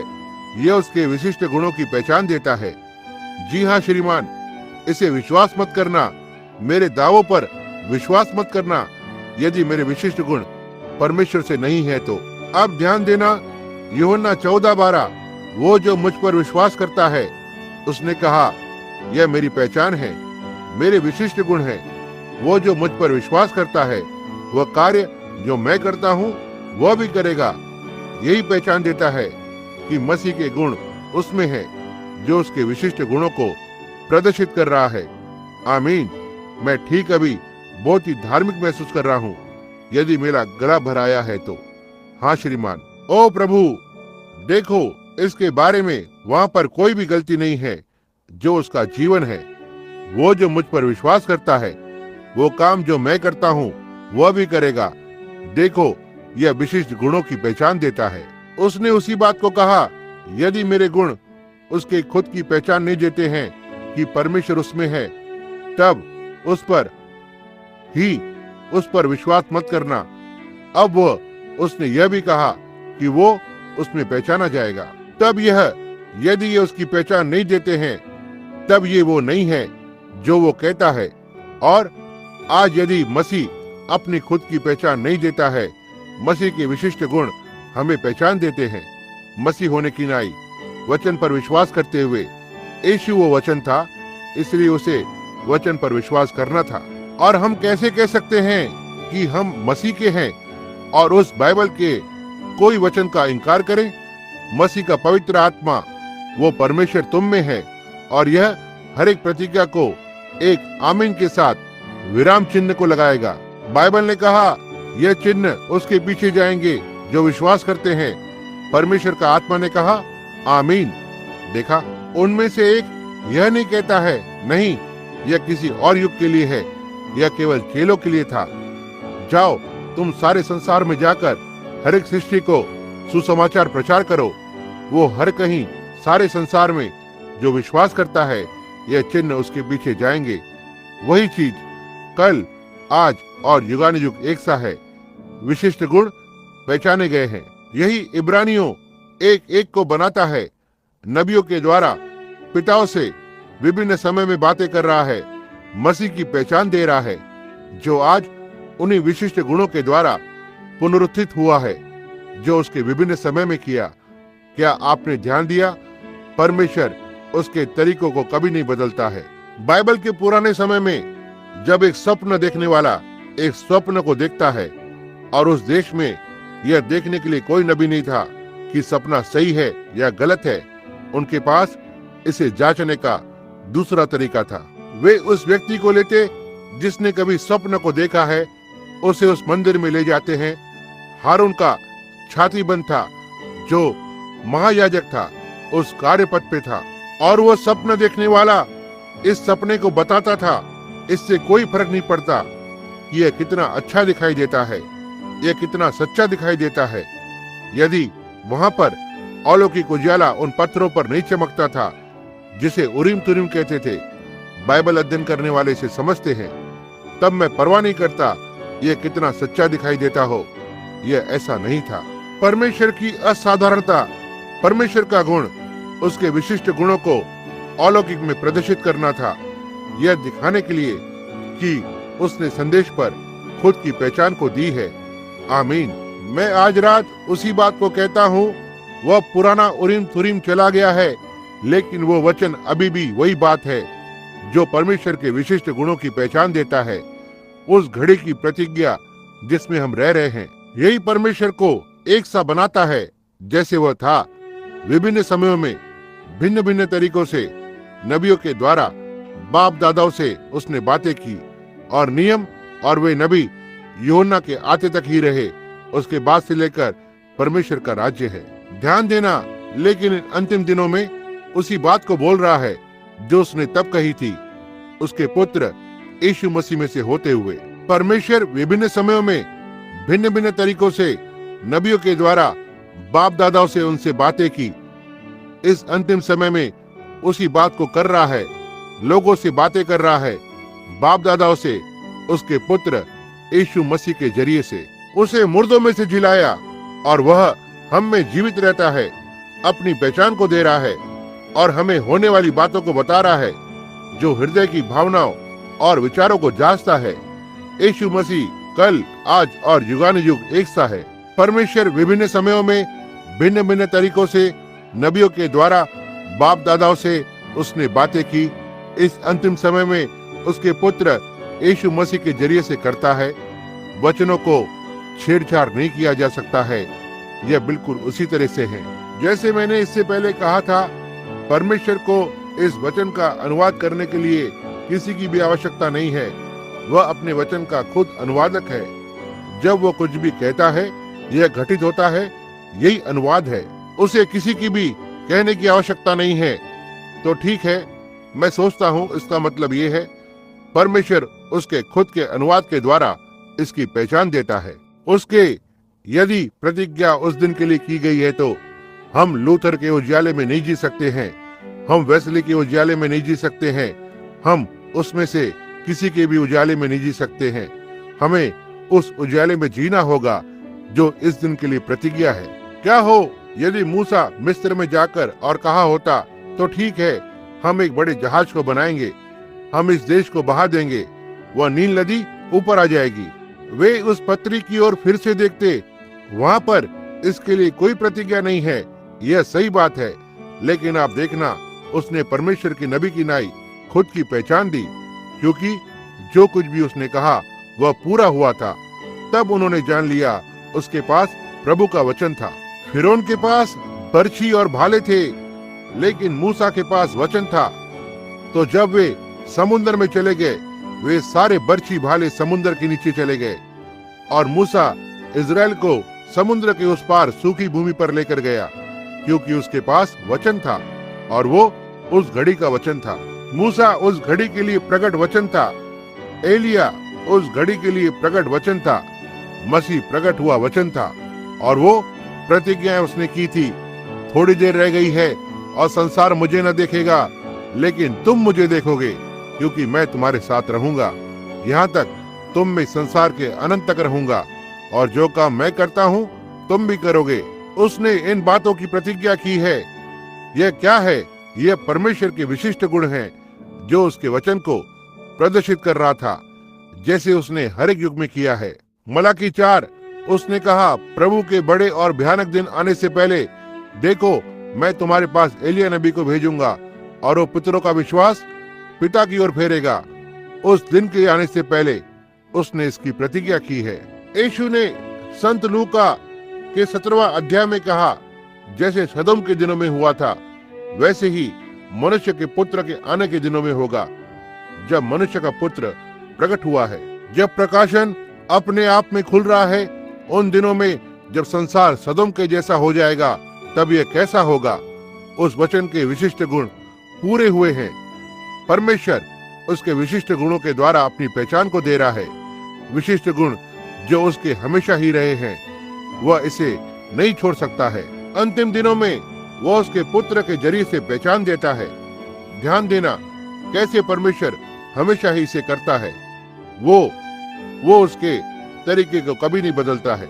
वे 3 व्यक्ति जिन्होंने अब्राहम से बातें की, जैसे हम वहां बस बातें कर रहे हैं, उन सदोम के दिनों में अब्राहम एक मनुष्य था जिसने परमेश्वर पर विश्वास किया। उसने परमेश्वर को उसकी प्रतिज्ञाओं पर लिया। सारा उसकी पत्नी जो 65 वर्ष की थी, अब्राहम 75 वर्ष का था, तब परमेश्वर ने उसे बुलाया। उसने कहा उन्हें एक पुत्र होने जा रहा था। अब्राहम को सारा के जरिए से एक पुत्र होगा।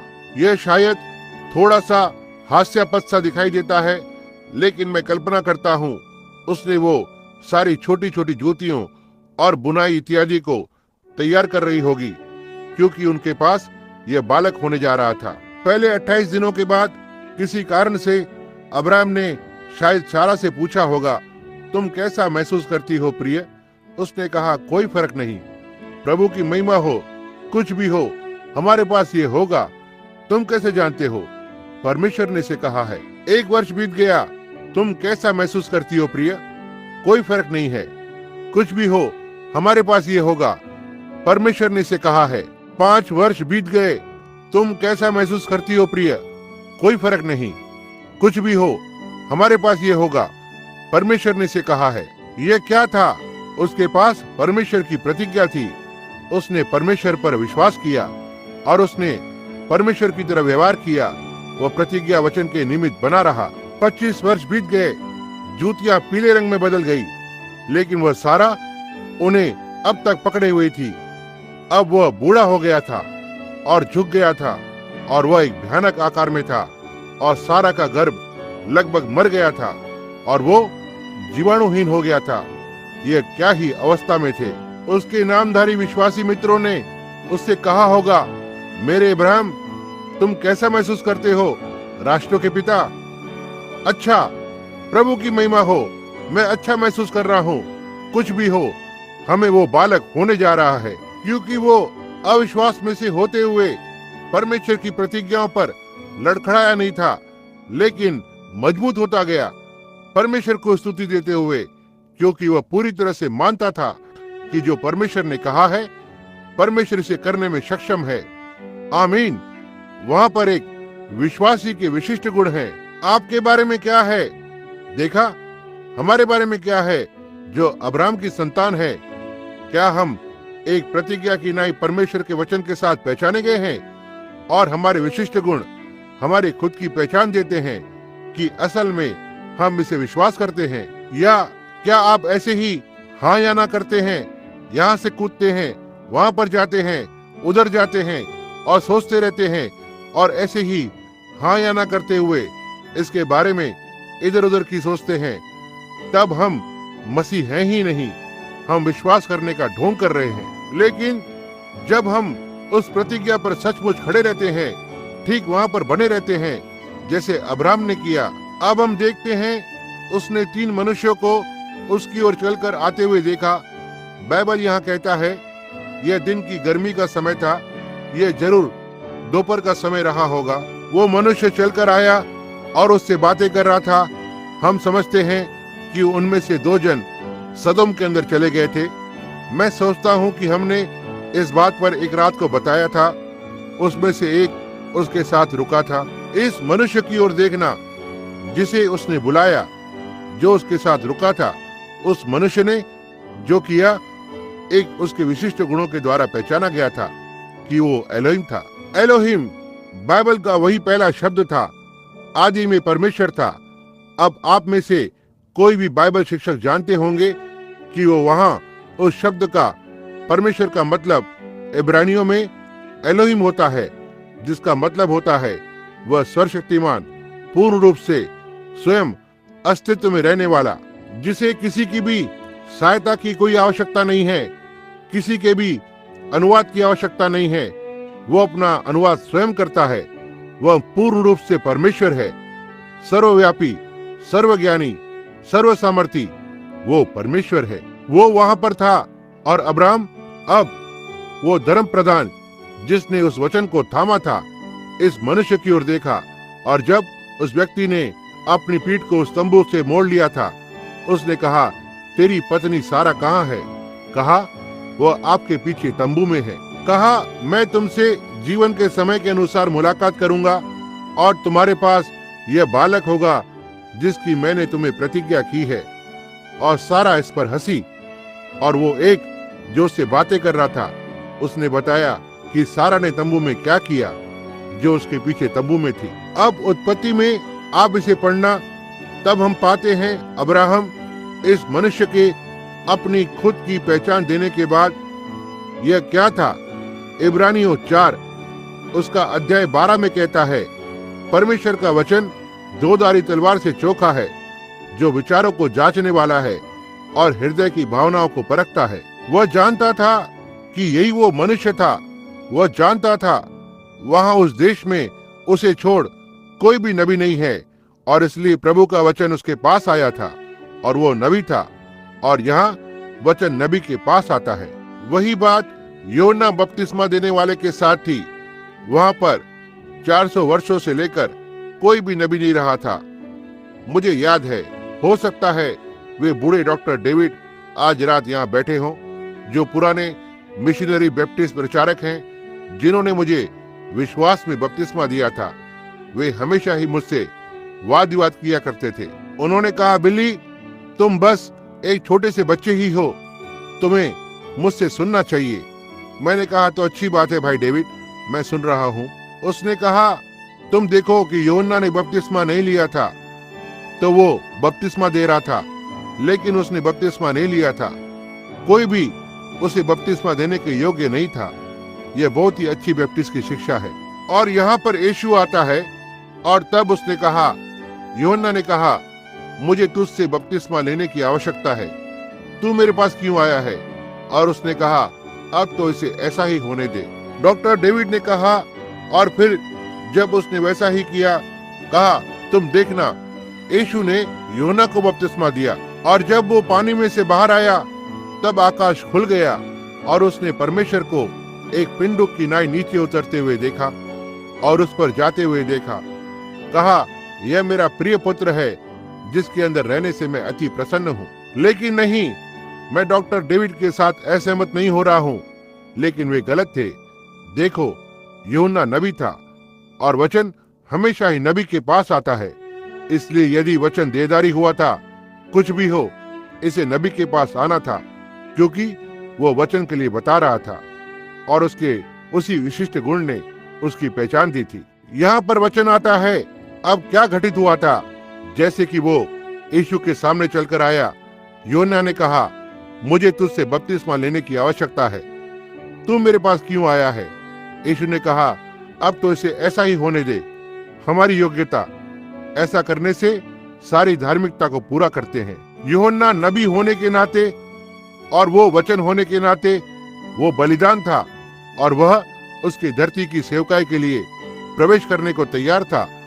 और बलिदान चढ़ाने से पहले उसे धोया जाना है, इससे पहले उसे चढ़ाया जाए। और यूहन्ना ने उसे बपतिस्मा दिया, क्योंकि वह जान गया था अब तो इसे ऐसा ही होना है, क्योंकि यह हमारे लिए इसी तरह से होना है कि सारी धार्मिकता को पूरा करे। बलिदान चढ़ाने से पहले उसे धोया जाना था, इससे पहले कि उसे चढ़ाया जाए, और इसलिए यूहन्ना ने उसे बपतिस्मा दिया। यह ऐसा नहीं था कि यीशु ने यूहन्ना को बपतिस्मा दिया, यूहन्ना ने यीशु को बपतिस्मा दिया था। अब इसे ऐसा ही होना था।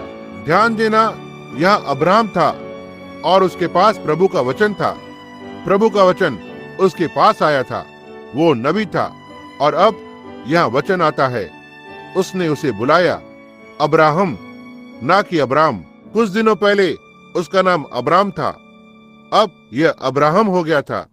उसकी पत्नी का नाम सारे था, अब सारा हो गया था। ना ही SARRA लेकिन SARAH, ना ही ABRAM अब्राम लेकिन ABRAHAM अब्राहम। और इस मनुष्य ने खुद की पहचान दी जब उसने कहा अब्राहम, ओ प्रभु। अब्राहम ने कहा एलोहिम। वहां पर वचन और नबी एक साथ है, दोनों गुणों ने पहचान दी थी। एलोहिम, उसने कहा तेरी पत्नी सारा कहां पर है? कहा वो आपके पीछे तंबू में है। और तब चमत्कार हुआ था। एलोहिम, अब्राहम ने उसे बुलाया, सर्व रूप से सर्व सामर्थी परमेश्वर। यीशु ने कहा जब वो धरती पर था उसने उन्हीं कामों को किया जो एलोहिम ने किए थे, जिसने एक परमेश्वर होने के नाते उसके विशिष्ट गुणों की पहचान दी। और उसने पहले कहा था अंतिम दिनों में मनुष्य के पुत्र के आने पर जब वो प्रकट होता है, यह बात फिर से जगह लेगी जैसे ये सदोम पर हुआ था। एलोहिम उसके लोगों के बीच में है, वह सर्वशक्तिमान परमेश्वर। यही वचन कहता है, एलोहिम लोगों के बीच में है, क्योंकि 40 वर्षों से वो हमें पवित्र आत्मा से बपतिस्मा दे रहा है। एलोहिम परमेश्वर और वो कलीसिया।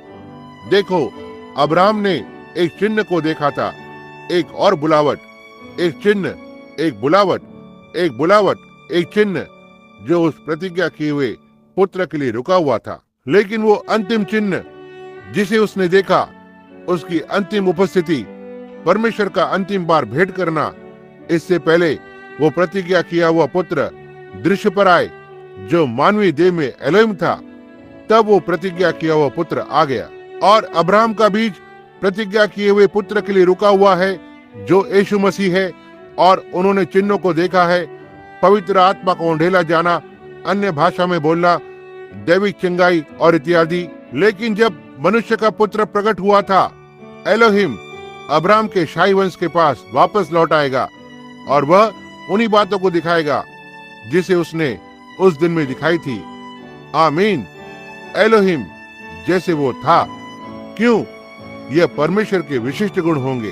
अब यदि मसीह परमेश्वर था, थोड़ी देर रह गई है और इस संसार मुझे न देखेगा, लेकिन तुम मुझे देखोगे, क्योंकि मैं तुम्हारे साथ रहूंगा, यहाँ तक जगत के अंत तक तुम्हारे अंदर रहूंगा। जो काम मैं करता हूँ तुम भी करोगे। यीशु ने लूका 17वां अध्याय में कहा। तो ठीक है, जब हम विश्वास करते हैं और इन अंतिम दिनों में देखते हैं, इस समायोजन को फिर से प्रतिक्रिया में आना है। इसलिए इब्रानियों 1:1 में परमेश्वर ने विभिन्न समय पर नबियों के द्वारा अपनी पहचान दी। इन अंतिम दिनों में उसके पुत्र के मरे हुए में से पुनरुत्थान के द्वारा पहचान दी है, कलीसिया को उसी विशिष्ट गुण के द्वारा जो उसके पास थे, जो इब्रानियों 13:8 को बिल्कुल सही रीति से बना रहा है। कोई भी पंख को इसमें से खींचकर नहीं निकाल सकते हैं। यह उकाब के पंख हैं, वे मजबूत बने रहते हैं क्योंकि वे स्वर्ग के पक्षी हैं। वे उन्हें उकाब का भोजन खिलाते हैं। अब हम ध्यान देते हैं, परमेश्वर ने विभिन्न समय पर भिन्न भिन्न तरीकों से उसने पिताओं से बातें की। इन अंतिम दिनों में उसके पुत्र यीशु मसीह के जरिए से उसके मरे हुए में से जी उठने के द्वारा बातें करता है। और वो यहाँ हमारे बीच में 2000 वर्षों के बाद है।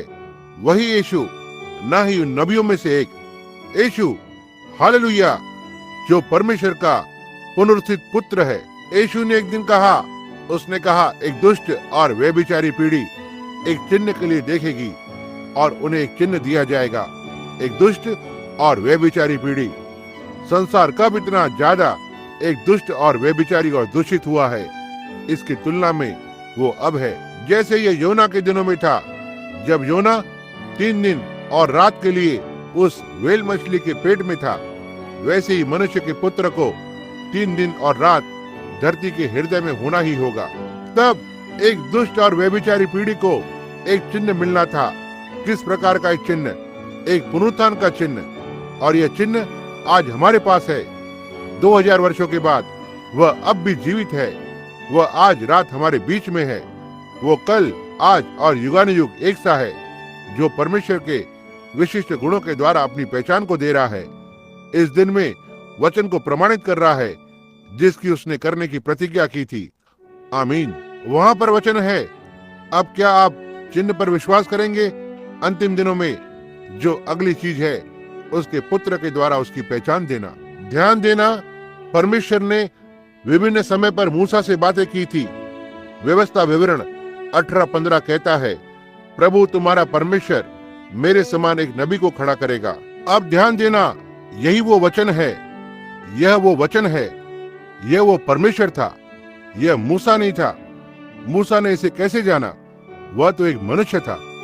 लेकिन यह परमेश्वर मूसा के जरिए से बातें कर रहा था, इसे बताया। क्या आप इसे विश्वास करते हैं? तो ठीक है। अब ध्यान दें, यीशु कैसे उसके विशिष्ट गुणों ने इन प्रतिज्ञा किए हुए वचन के सच्चे होने की पहचान दी। निश्चय ही उसने किया था। वह इस विशिष्ट गुणों के द्वारा पहचाना गया था, जिसे मूसा ने बताया था कि वो करेगा। उनमें से बहुत, जैसे कि आज वे कुछ बड़े अगुवाई करने वाले लोगों को देखना चाहते हैं। ओ, वो डॉक्टर PH है, फलाना फलाना है, वह हार्टफोर्ड यूनिवर्सिटी से निकला है, या वो इसी तरह से किसी बड़े कहीं से तो बाहर आया है। वहां पर कोई भी परमेश्वर की पहचान नहीं है। नहीं नहीं, इसके बारे में एक बात भी नहीं है। वचन ही है जो परमेश्वर की पहचान देता है। समझे? यीशु पढ़ा लिखा नहीं था, ना ही वो एक याजक था, ना ही वह संसार के लिए एक रब्बी था। वह संसार के लिए एक स्वधर्म का त्यागी था।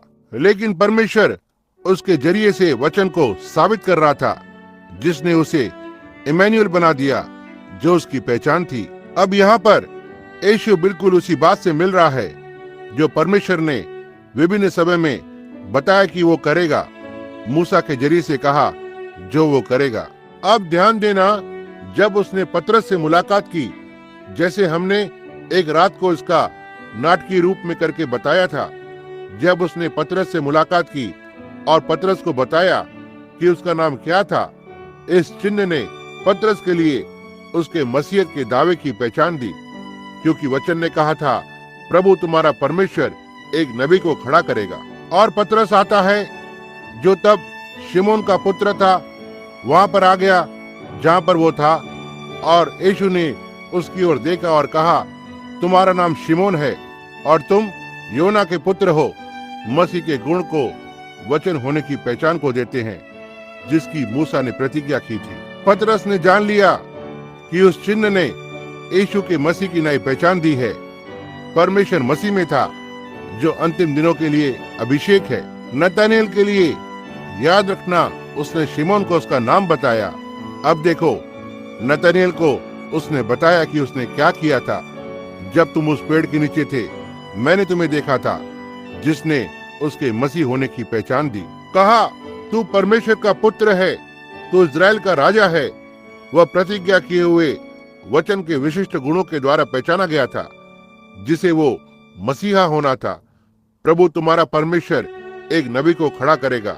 वो छोटी स्त्री जो कुएं पर थी, उसने उसे बताया कि वो कौन थी और जिसने उसकी इस प्रतिज्ञा किए हुए मसीहा की नई पहचान दी।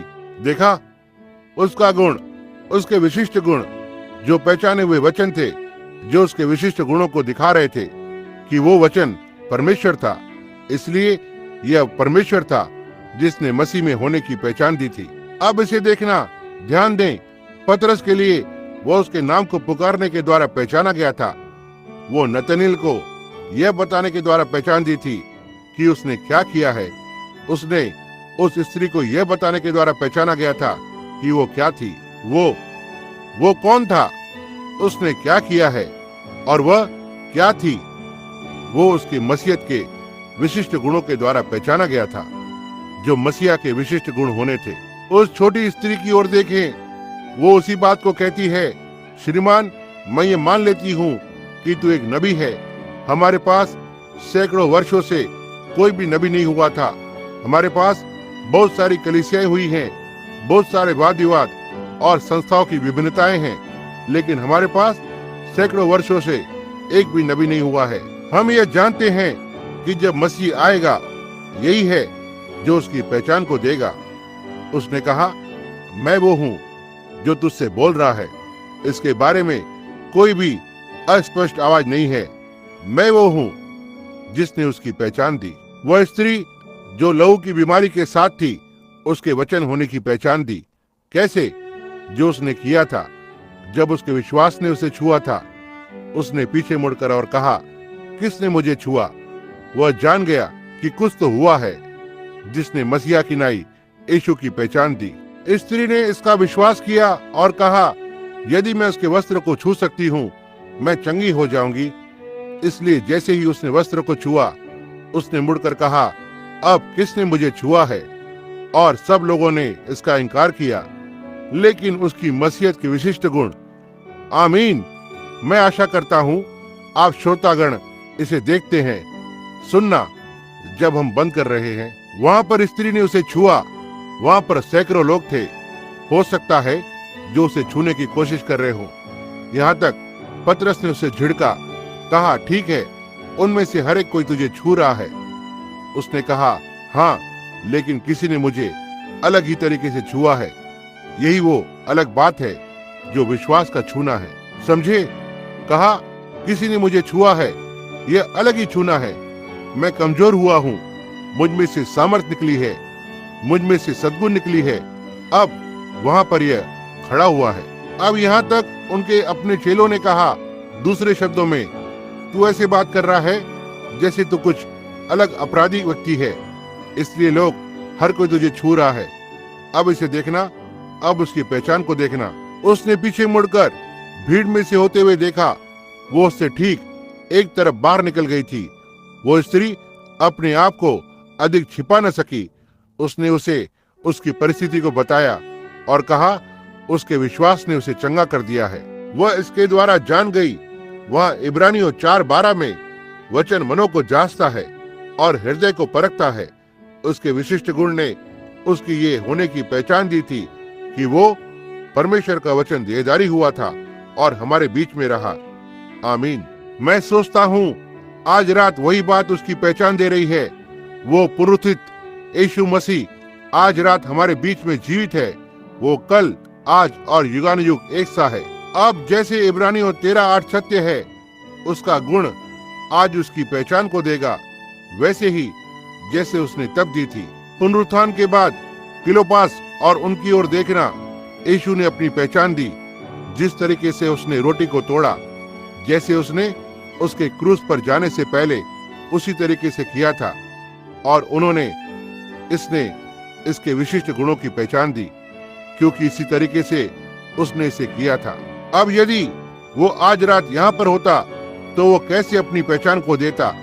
बिल्कुल वैसे ही जैसे उसने बीते कल को किया था, क्योंकि वह आज भी वैसा ही है और वो हमेशा ही रहेगा। यही वो पहचान है। इब्रानियों 4:14 और 15 वो अभी है।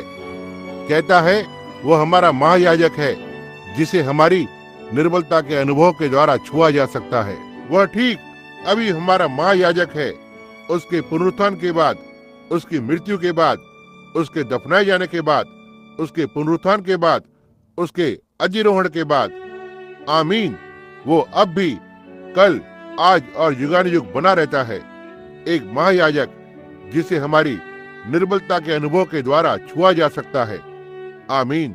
वही है वो ठीक अभी हर एक पुरुष और स्त्री के लिए जो यहाँ पर है, जो इसे विश्वास करेंगे। वो हमारा महायाजक है, कल, आज और युगानुयुग एक सा है। वह हमेशा ही जीवित है। आप ये विश्वास करते हैं? उसके विशिष्ट गुण निरंतर उसकी पहचान देते हैं, जैसे कि वो था जब वो धरती पर था। वो अभी भी यहाँ पर आज रात पवित्र आत्मा के रूप में जीवित है। वह हमेशा ही जीवित है और उसके विशिष्ट गुण उसका अनुकरण करते हैं, बिल्कुल वैसे जैसे इसने हमेशा किया है।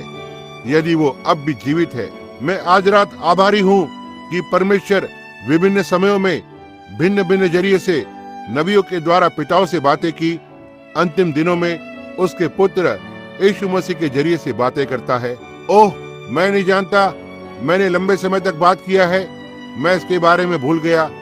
इसे इसी तरह से होना है, मुझे क्षमा करे। मैं बंद करूंगा। आइए प्रार्थना करें। स्वर्गीय पिता, महान दयालु परमेश्वर, प्रभु, मैं हो सकता है मैंने बहुत ही ज्यादा बात की है। मैं प्रार्थना करता हूँ परमेश्वर, यदि मैंने की है आप मुझे क्षमा करेंगे, लेकिन प्रभु मैं उसके लिए क्षमा नहीं मांग सकता हूँ। जो मैंने कहा है, मैंने बिल्कुल वही कहा है जो आपने यहाँ बिल्कुल अपने वचन में कहा है।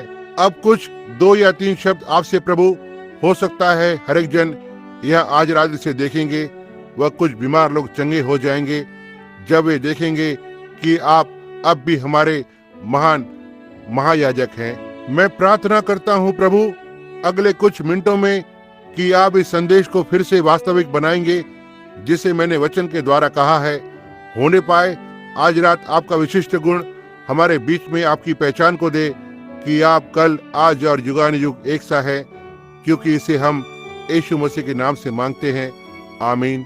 अब कुछ क्षणों के लिए मैंने थोड़ा देर कर दी है, लेकिन आप क्या प्रार्थना की पंक्ति के लिए थोड़ा सा धीरज धरेंगे, कुछ 15 या 20 मिनट के लिए?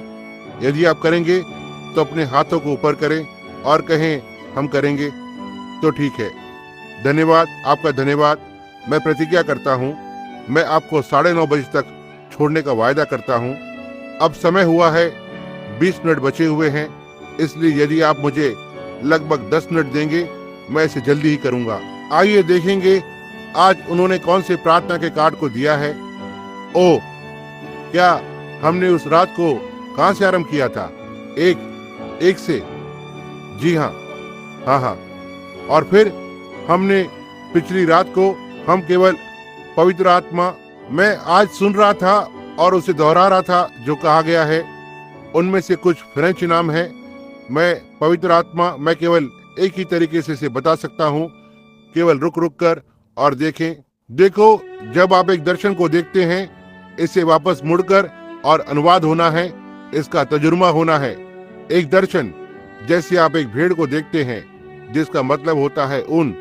देखो, आपके पास करने के लिए इसका अनुवाद भी होना है, और दर्शन को घुमाकर और इसका अनुवाद करें। और मैंने पिछली रात्रि को ध्यान दिया, मैं उन फ्रेंच नामों को सही उच्चारण नहीं कर पाया। मुझे इसको शब्द विलास करने के बताना था। अफ्रीका में और हर कहीं वे होटेटोंट और गैर ईसाई इत्यादि, उन्हें उनका नाम ठीक तरह से लेने के लिए शब्द विन्यास अलग अलग करके बोलना पड़ता है। उन्हें बताना होता है कि वह कौन थे। उनकी भाषा में शब्द विन्यास अलग अलग करना होता है। जैसे ही आप उनका शब्द विन्यास अलग अलग करके बताते हैं, वे जान जाते हैं कि वे क्या था। लेकिन वो सारी भाषाओं को जानता है। वो अनंत परमेश्वर है। आइए आज रात हम वहां से आरंभ करेंगे। आइए देखेंगे 75 से लेकर 100 तक ओ में। ये ओ ही है जो भाई ने कहा था। मैं ओ जी हाँ, तो ठीक है। किसके पास 75 संख्या का कार्ड है? आइए देखेंगे। ओ में प्रार्थना कार्ड ओ 75, अपने हाथ को ऊपर उठाएं जिसके पास है ओ। तो ठीक है, यहाँ पर आ जाए। 75, 80, 85, 90, 95, 100 इस तरफ आ जाए यदि आप चाहते हैं तो ठीक है। या ठीक यहाँ पर से कतार को लगाएंगे। थोड़ा जल्दी करेंगे क्योंकि हमारे पास समय नहीं है।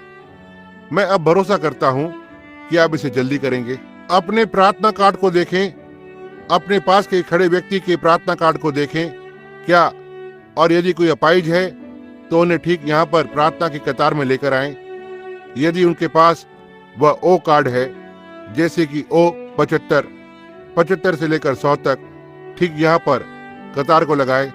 यदि आप चाहते हैं तो आप जहाँ कहीं भी हैं, बालकनी में और जहाँ भी और भी हैं, ठीक यहाँ नीचे आ जाएं और जितना जल्दी संभव हो सके कतार में आ जाएं।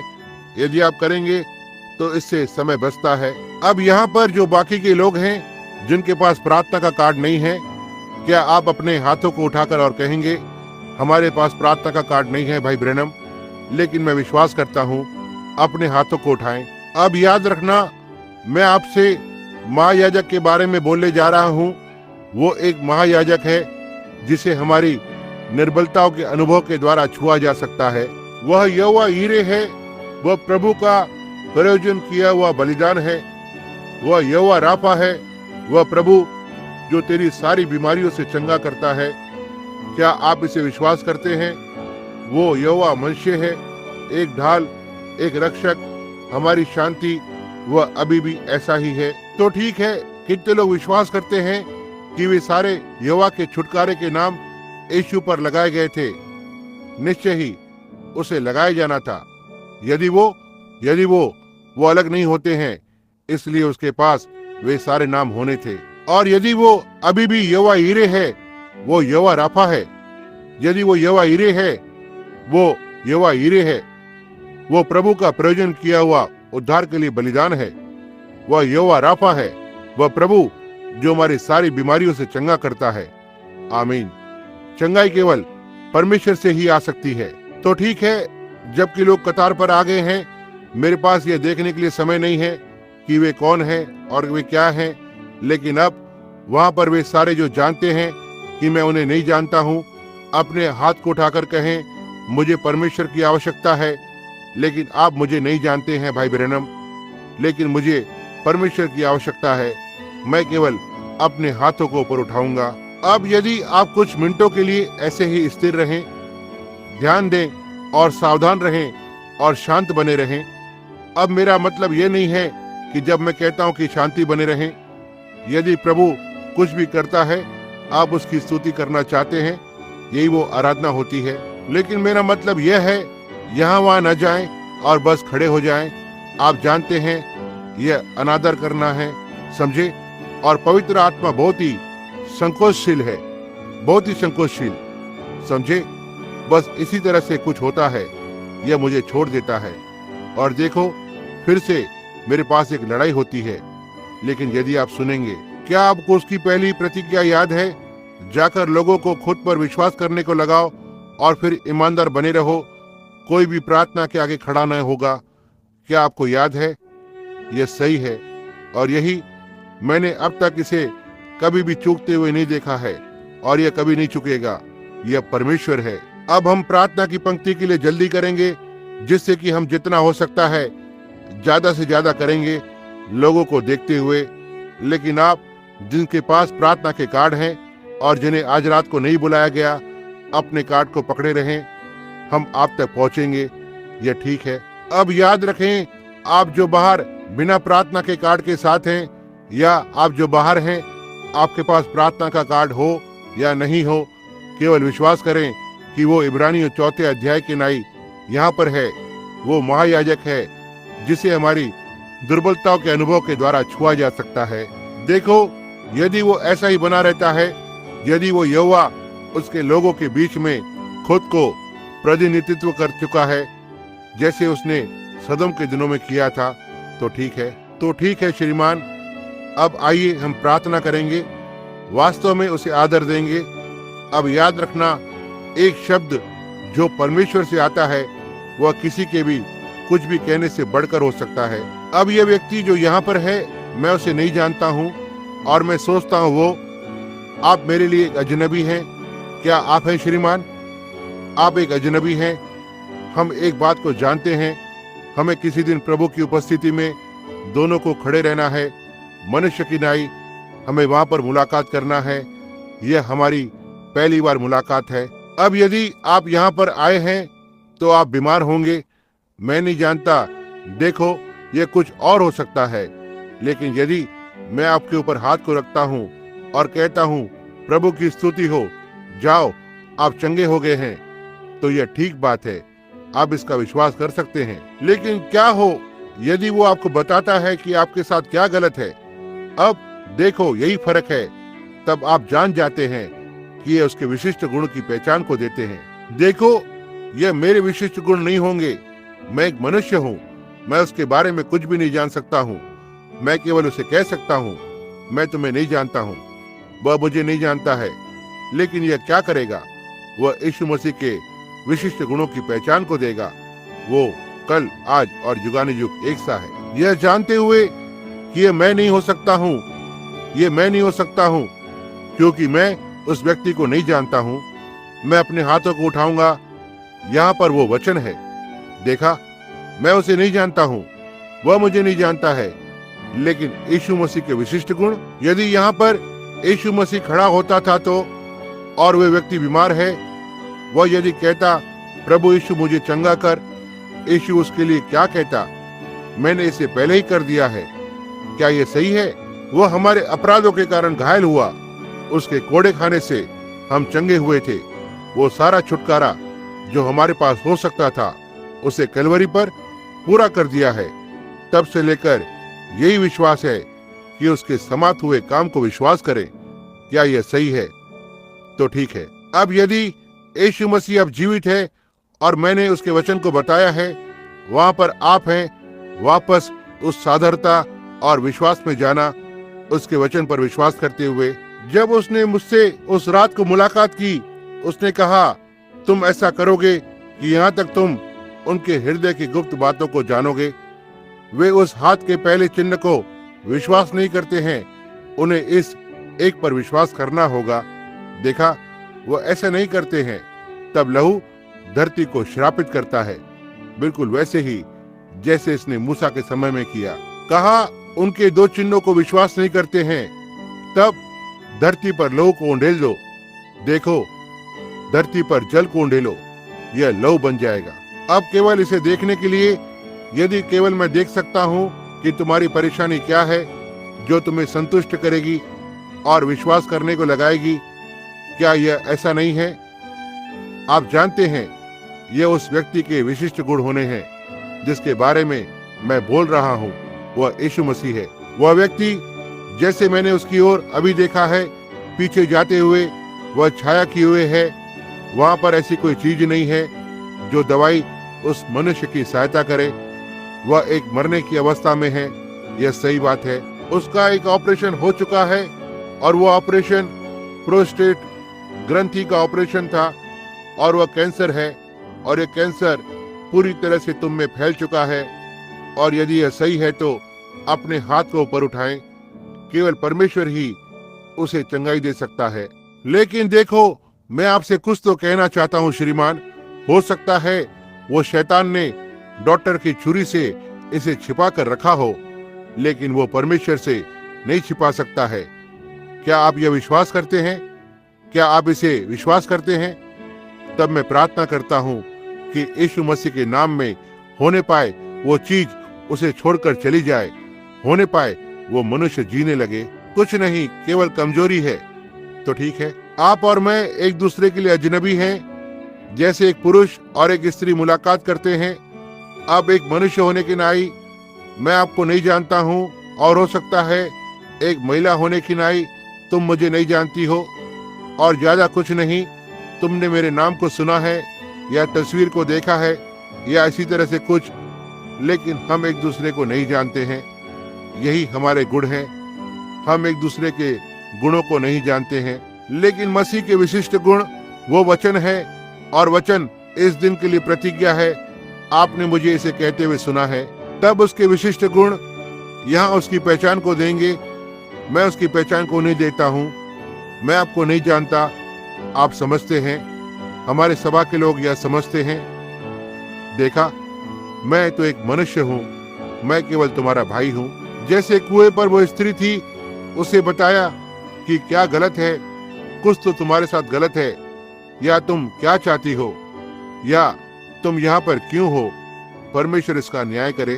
तुम रक्तहीनता की अवस्था से गुजर रही हो, क्या यह सही है? क्या ऐसा नहीं है? मैं निरंतर उस पर देखता हूँ। कोई तो सोच रहा है कि मैंने अनुमान लगाया है। मैं इसे अनुमान नहीं लगाता हूँ। नहीं, हर समय, हर एक बार मैं महसूस करता हूँ कि कोई तो ऐसा सोचता है। अब आप अपने विचारों को नहीं छिपा सकते हैं। वहां पर इसके बारे में मैं जानता हूँ। यहाँ पर 2 गलत शंकाशील व्यक्ति बैठे हुए हैं। देखा, इसलिए अब याद रखना, मैं तुम्हारे नाम को भी बुला सकता हूँ, परमेश्वर बुला सकता है, इसलिए तुम इसे सोचना बंद करो। मैं तुम्हें दिखाऊंगा। यहाँ देखो महिला, मेरी ओर देखो।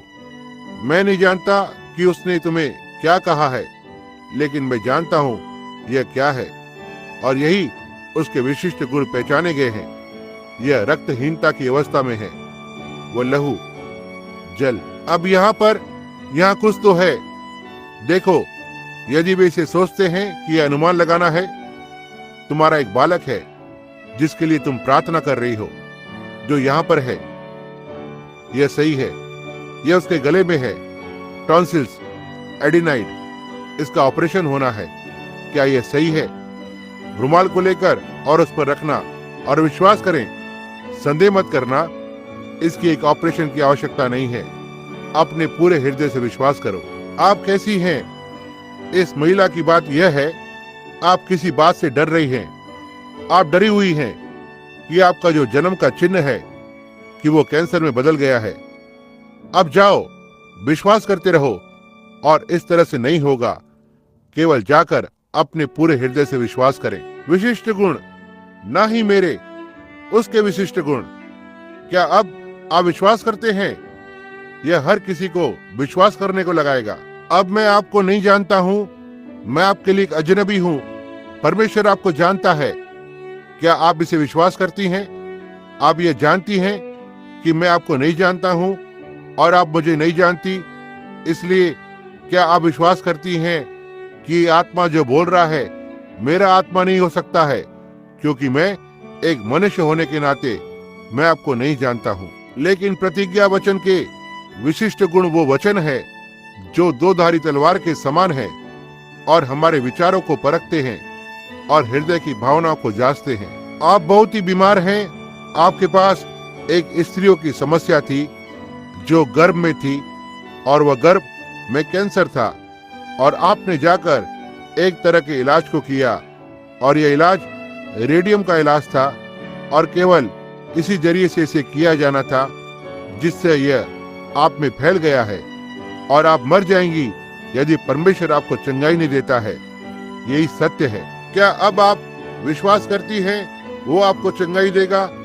होने पाए वो स्वर्ग का परमेश्वर उस शैतान को डांटे जो उस डॉक्टर से छिपा हुआ था। वो हो सकता है उस रेडियम से छिपा हुआ होगा, लेकिन पवित्र आत्मा से नहीं छिप सकता है। जाओ, अब उस पर विश्वास करो बहन। किसी प्रकार से शंका मत करना, लेकिन परमेश्वर पर विश्वास करना। क्या आप विश्वास करते हैं कि परमेश्वर उस अस्थमा से चंगाई दे सकता है और आपको ठीक कर सकता है? आप इसे विश्वास करते हैं? तब आप अपने मार्ग पर आनंद करते हुए जाएं, कहते हुए, धन्यवाद प्रभु, मैं विश्वास करता हूं कि मेरा अस्थमा जा चुका है। आप कैसे हैं? आप परेशान हैं। आप बहुत लंबे समय से परेशान हैं। वहां पर इसका कारण एक पाचक संबंधी अल्सर है जो आपके पेट पर आया है, जो आपको पेट की समस्या देता है, और आप चाहते हैं, आप अपने भोजन को खाना चाहते हैं। क्या वही करेंगे जो मैं आपको करने के लिए कहता हूं? जाओ और खाओ प्रभु यीशु के नाम से। क्या आप अपने पूरे हृदय से विश्वास करती हैं?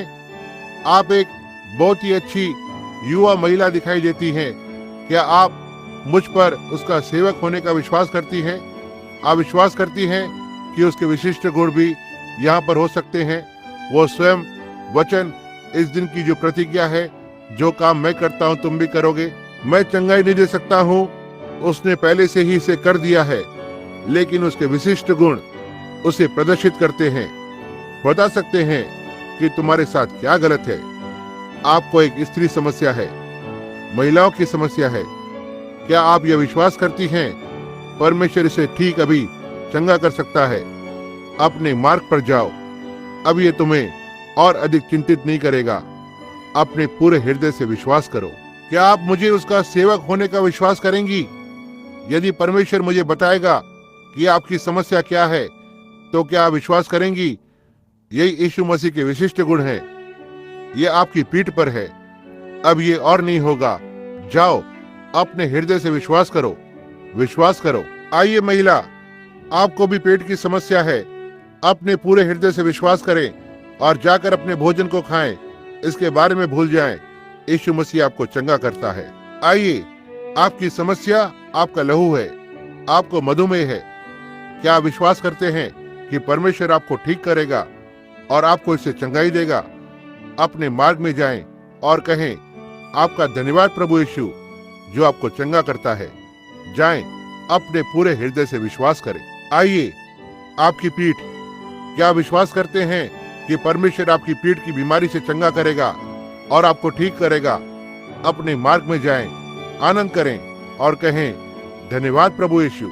आपकी भी पीठ के साथ कुछ गलत था, केवल बढ़ते रहें कहते हुए, धन्यवाद प्रभु, मैं चंगा हो गया हूँ। इसे पूरे हृदय से विश्वास करें। आपको भी पीठ की समस्या है, आप इसके बारे में क्या जानते हैं?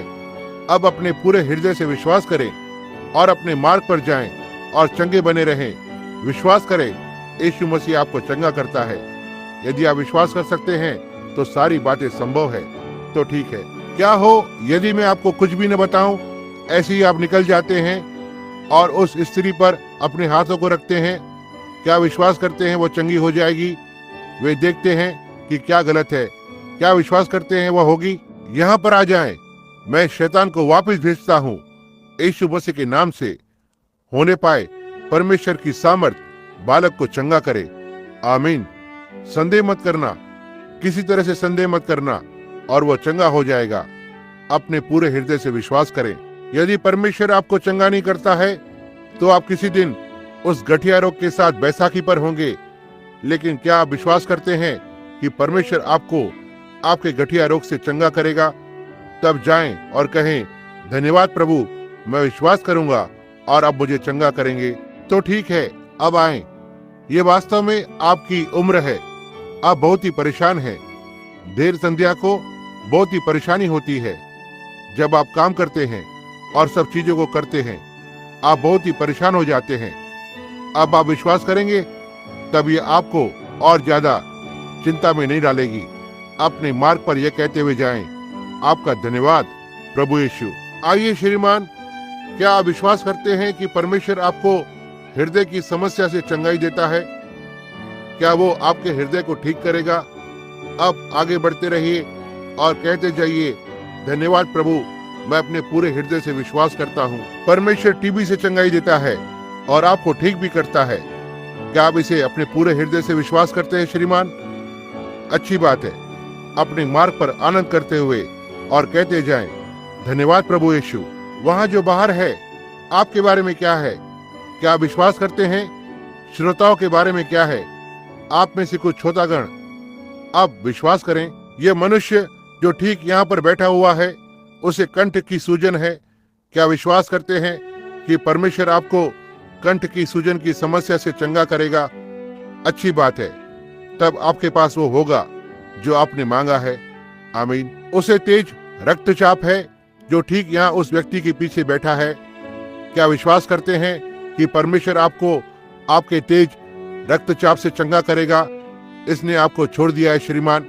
मैं उसे नहीं जानता, मैंने उसे अपने जीवन में कभी भी नहीं देखा है।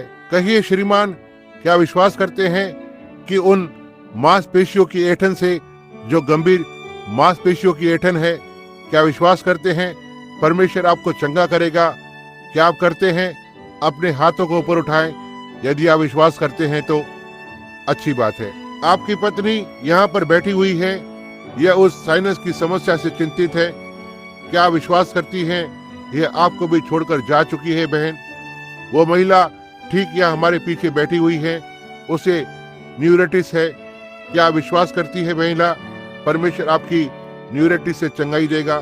यहाँ एक महिला जो छोटे से कोट को डालकर बैठी हुई है, यहाँ जो लाल रंग का कोट है वहां पर बैठी हुई है, उसे साइनस की समस्या है। क्या विश्वास करते हैं कि परमेश्वर आपको साइनस की समस्या से चंगाई देगा? अपने हाथों को ऊपर उठाएं यदि आप इसे विश्वास करती हैं तो। यहाँ पर कोई ऐसा है जो विश्वास करता है कि यीशु मसीह के विशिष्ट गुण आज रात हमारे बीच में हैं? अपने हाथ को ऊपर उठाएं और कहें, मैं इसे विश्वास करता हूँ। जो भी यहाँ पर है उससे अपना चंगा करता करके ग्रहण करें। अपने पैरों पर खड़े हो जाएं और कहें, मैं इसे विश्वास करता हूँ। उठकर अपनी कुर्सियों से खड़े हो जाएं, हाथों को उठाएं। जो कुछ भी यह है, यीशु मसीह कल, आज और युगानुयुग एक सा है। मैं आपको प्रभु परमेश्वर के नाम से देता हूँ।